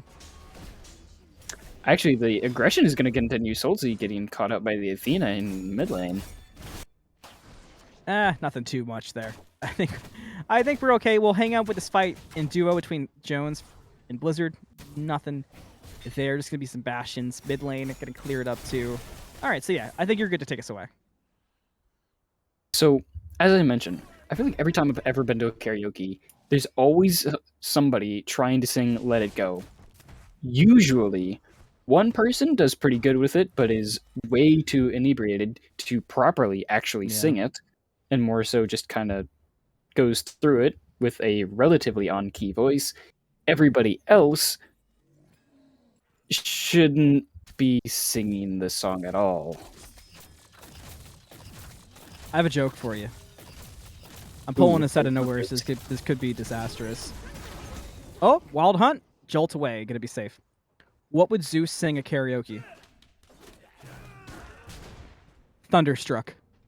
I was gonna say, it has to be something like that. I cracked myself up. You know what else I don't like? When people at karaoke are like so good and they sing a song that like this isn't even really karaoke vibes. Like to me, karaoke songs are like Living on a Prayer, Don't Stop Believing, Pow Wow from Daji, gonna get the kill on to Physics. That's the first kill for Sanctified. Go into the Daji. Can they find more by the Oracles? Does not appear so, but they're gonna try. Dracull now getting locked in. Could be another kill for Wild Inferno. Made you look, but the Solar Swing will get away. But Sonic Boom on the follow-up into the taunt. Basic attack cleans it up. 5 kills now for Wild Inferno. All right. Anyway, when people sing songs that are like they're trying way too hard, you know, like when you see the older gentleman, gray hair, very kept beard. He's probably got like a really casual, like I'm going out with friends, either t-shirt or like unbuttoned dress shirt on, not unbuttoned, untucked dress shirt on, and he sings something like Feeling Good, but like the Michael Bublé version, or like Simple Man, but it's the Shinedown version. I can't stand people like that because it ruins the fun. Go up there and sing Who Let the Dogs Out. I don't care if you're a good singer. Go have fun. The point of karaoke is you're there to have fun, and invariably somebody is going to do so bad at singing that song that everybody else is going to forever, ever after make fun of them for it. And that's why you're there. Like somebody going out to sing Despacito, not the Justin Bieber version, but just regular Despacito, but they don't even speak Spanish. That's what you're there for. That sounds like you're speaking from experience. I will say, I didn't sing Despacito, but this thing different. Okay, go on. The We'll suspense have to is get to the real. story later. Oh, the Fish is powwow is getting gonna cut hit, out. but the beads combined with Defender of Olympus is enough for the escape. Every time we think there might be a fight, everybody just gets away. Must feel bad if you're Sanctified, but I think we're good. Go ahead, please. I gotta know how this story ends. I will say, I think I did relatively okay at singing. Okay. Unfortunately, it just does not exist anywhere. I swear, we used to have a video of me trying to sing a song in Finnish, but it does not exist anymore. And it's actually kind of sad. In Finnish, yes. Oh, see, that was the plot twist I wasn't expecting. I like that. You know, I like being a bit different with it. I mean, like I said, either have fun or do something different if you really want to show off. Don't do something like, you know, like The Simple Man or get up there and do Feeling Good by Michael Bublé and just bore everybody to sleep. Sonic Boom is charged up from Fish, looking for Blizzard, but can't find the opening. The counter to Mercury is walk behind a wall. All right, I got a knock-knock joke for you. Knock-knock jokes are good. Knock-knock. Who's there? Justin. Justin who? Just in time for some Bieber fever. Sonic Boom hits 2! But this time, not for a pentakill. We'll see what it gets. Fish gonna caught out quickly. Nishi gets credit for the kill on the Blizzard. Nice taunt into the 3-man landfall. In response, Jones gets the kill on a MysticMegatron. So the taunt worked out well for all Inferno despite the counter. Landfall from Dracull. Dracull should be next to fall. Jones gets a double kill. We might have an objective here at 13 minutes. We'll have to see, though. You know, I could always be surprised. But did you like the knock-knock joke? I honestly thought you were going to go different direction. I thought you were going to mention Justin Who, the Smite player. Oh, I moved on from Smite at this point. Sorry. I thought we moved along from Smite a very long time ago. I guess I'm still a little bit behind. I mean, there was a hint there. I would love to see like a karaoke party, but it includes all the different mythos. Sorry, I'll go back to Smite. I do remember. I did one Smite set with a few friends. We actually were singing sea shanties with a music bot during an actual game. See, I like that. That goes hard for me. I will mention our team that season also had the worst record. You know, it's about the experience. I mean, hey, when 3 people show up late to every single set, 3 people also show up drunk. Oh man, you gotta have some fun, right? Yeah, it's kind of a requirement at that point. Jones to get the flank on Blizzard. Still has everything available. There's the Bramble, Blaze Retribution, dash in from Jones. Jones is in a bad spot. Wild Hunt comes out and changes the tide. Jones looking to get aggressive. Blizzard looking to walk away. And it won't be a solo kill, despite Jones having a clear advantage on that wave. Blizzard will have to play back. All right, I got another knock-knock joke. Knock-knock jokes are good. All right, knock-knock. Who's there? Odin. Odin who? Odin, you glad I didn't say Loki. See? Clever. I'm a genius. A comedy genius. Be careful how much you drink, Thor, or you might get hammered. I miss the crabs. I mean, we're looking at the beach. I feel like the crabs added a lot of character. We had the crab rave on Smite game a while back. Where did it go? Mm-hmm. We used to have the crab by the Gold Fury pit. What happened to it? Where is the crab? I feel like when they showed the map the first time, they showed that it pops up, but they got rid of a lot of the character. I mean, I'm glad they still have the tributes, but I feel like there was a lot of character. Like, I think back to like the Season 2, Season 3 map, and I feel like there was so much character on those maps built into the little things around the map, you know?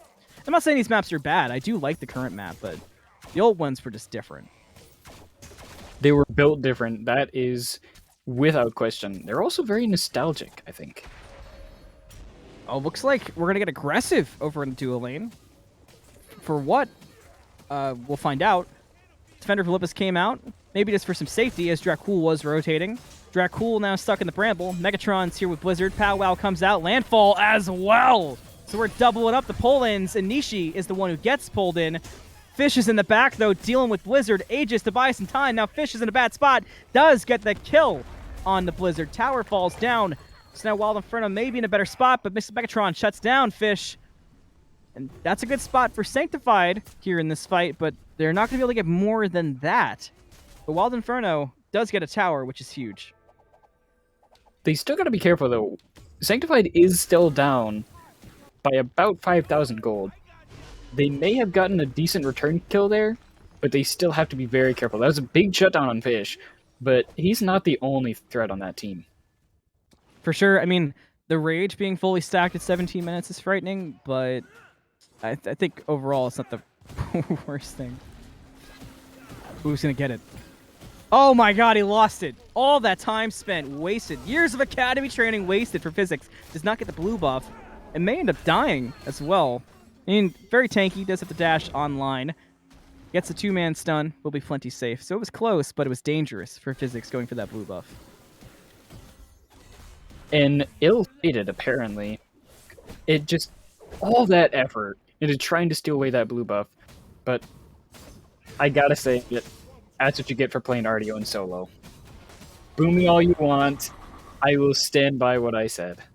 RDO is a boring solo laner. I said it. Solo lane itself has been kind of rough.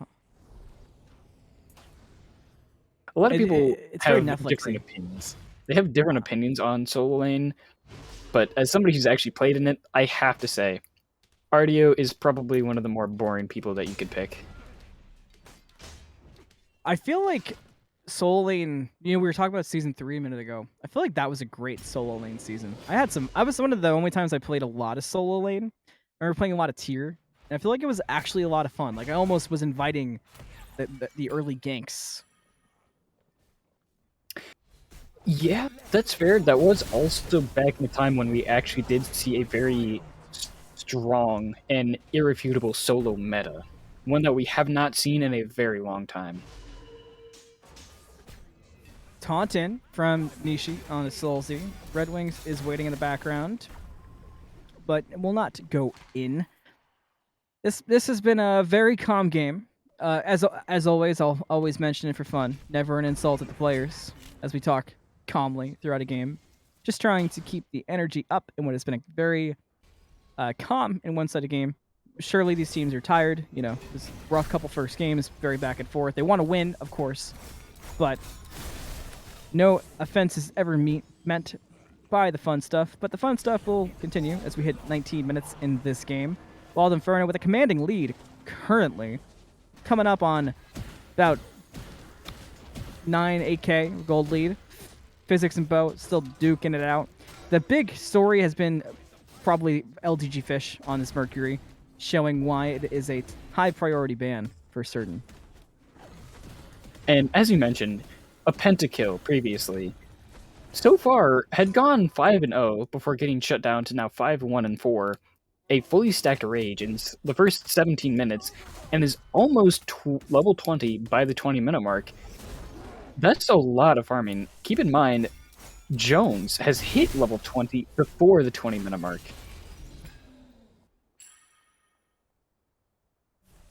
I apologize there, Jeering. You broke out a bit for me, so I did not quite hear your point. I heard you at the end. Normally, I don't like to reveal those, but I figured I would mention. I apologize for that. So if you could just repeat that for me. Looks like I am getting technology dipped once again. Jones hit level 20 before the 20-minute mark. Beau, on the other hand, not quite as fortunate, getting dove underneath the tower. Hey, it's a bomb! They used the bomb! That's huge! We love to see that. And Jones, having hit level 20, like you said, rotates on over and is doing numbers. Soulzc did clean up a kill on the Fish, but Physics finds one on the Beau with the help of Nishi. Now they dash in and they find 3 over there. And Jones from downtown finds a kill in the MysticMegatron and wants even more than that. Dracull with a solar swing down now is open for the damage. Landfall doesn't matter this time. Dracull falls down to Physics. Soulzc is up next. And Nishi gets the credit for that one, but Jones could have gotten all of them. Now it's going to turn into a fire giant for Wild Inferno. We're seeing a little bit of a different narrative in this game. So far, Wild Inferno has been on the aggressive at all turns. They're looking for any reason to start a fight and then take the objective afterwards. A complete 180 from what we've seen previously from this team. Yeah, this game has felt like what we've been wanting to see. I mean, granted, this is not working fantastic for Sanctified, but I mean, for Wild Inferno, if you're a Wild Inferno fan, this is huge. This is what you've been dying for, essentially. Well, Sanctified has certainly been dying for it as well. Nothing.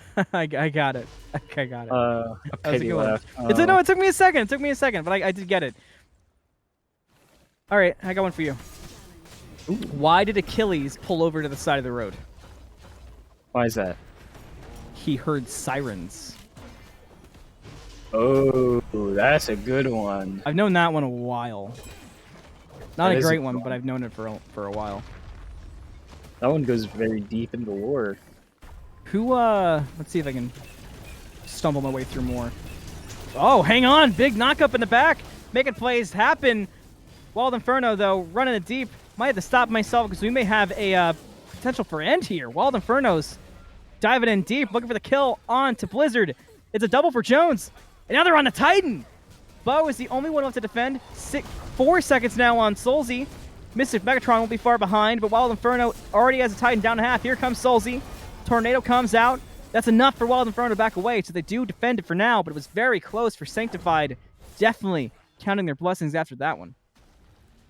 That came very, very close. The Titan actually took a quarter of its HP and damage, but luckily for Sanctified, MysticMegatron and Soulzc respond just in the nick of time to come to the aid of Beau, who's really been trying to get active, but unfortunately just wasn't able to do quite enough on his own there. All right, got it. I'll make it relevant to the game at hand. What is Daji's favorite game to play at a birthday party? This could be taken one of two ways. Let's hear it. Hydra Go Seek. Okay.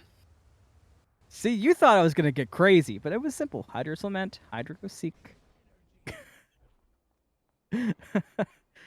Oh man. Okay, I'll accept it. All right, cool. I'll take that. I'll take a W. Let's see who else Here's you an got. interesting thing to think about. Go ahead. I spy with my little eye almost a James Bond player. Yeah, Red Wings 009. Oh. Yeah, Red Wings having a nice game so far, taking it nice and easy. Almost 007, but a little bit above. But you know what? 009, we'll take that. I don't think that Wild Inferno will get no more kills, certainly, given current game state. But hey, we'll take it. I mean, 0011 could go cool, potentially. Yeah, but the problem is you just can't say 0011. It just doesn't roll. Because normally they talk about the double triple. That's just a double double. You know, who was it that got a triple double? Was it Cub? I think Cub got a triple double. It was impressive. Just barely got the 10 kills to get up there. Wild Inferno looking for the Phoenix Siege, and Dracull's dropping fast. Red Wings ruins our joke and gets a kill. But Wild Inferno looking to do some damage here with the Phoenix. Fish is off pushing in solo lane.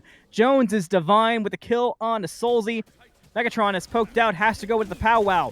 They're on Titan now. Titan's down 25%, 10%. Titan is down. Wild Inferno takes the set 2-1. We'll be right back on the desk.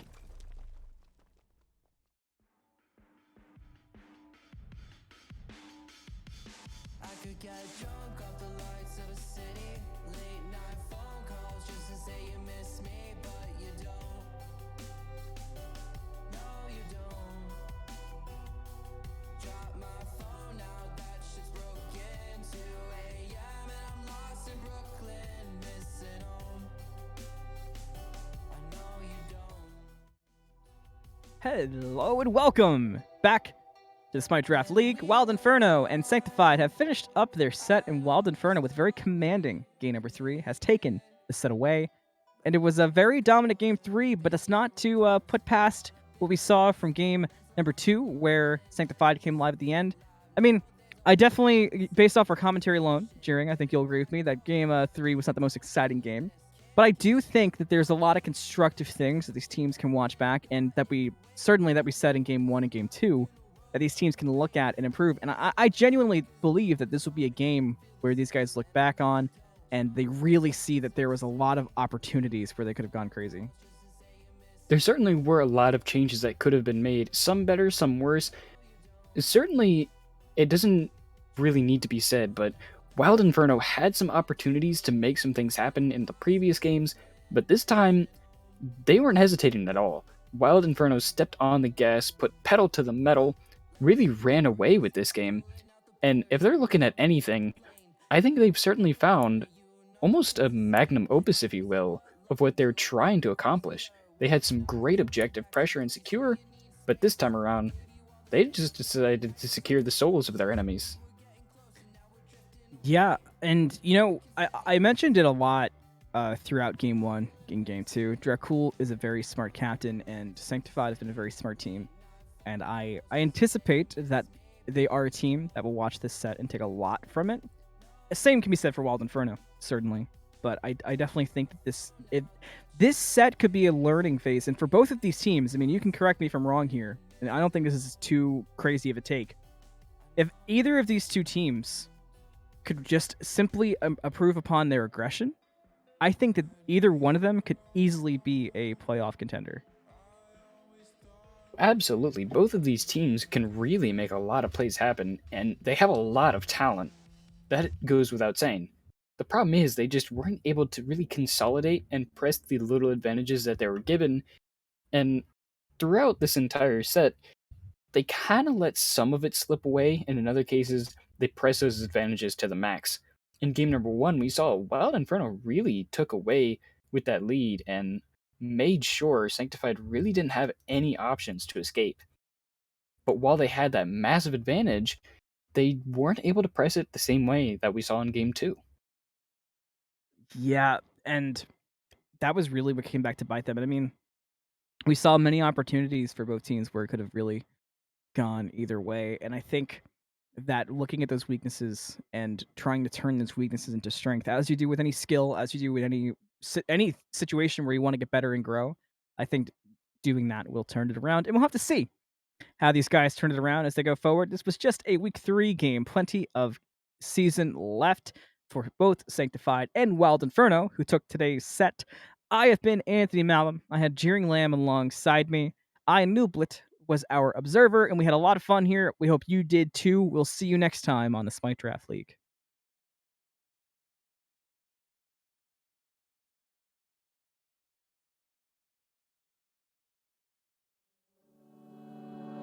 Roll another of your cigarettes out. Fuck, I always feel so burned out. I never smoked before I met you. Now I chain smoke the way I like to kiss you. Cause I know you're with them while I'm here, staring at a red light.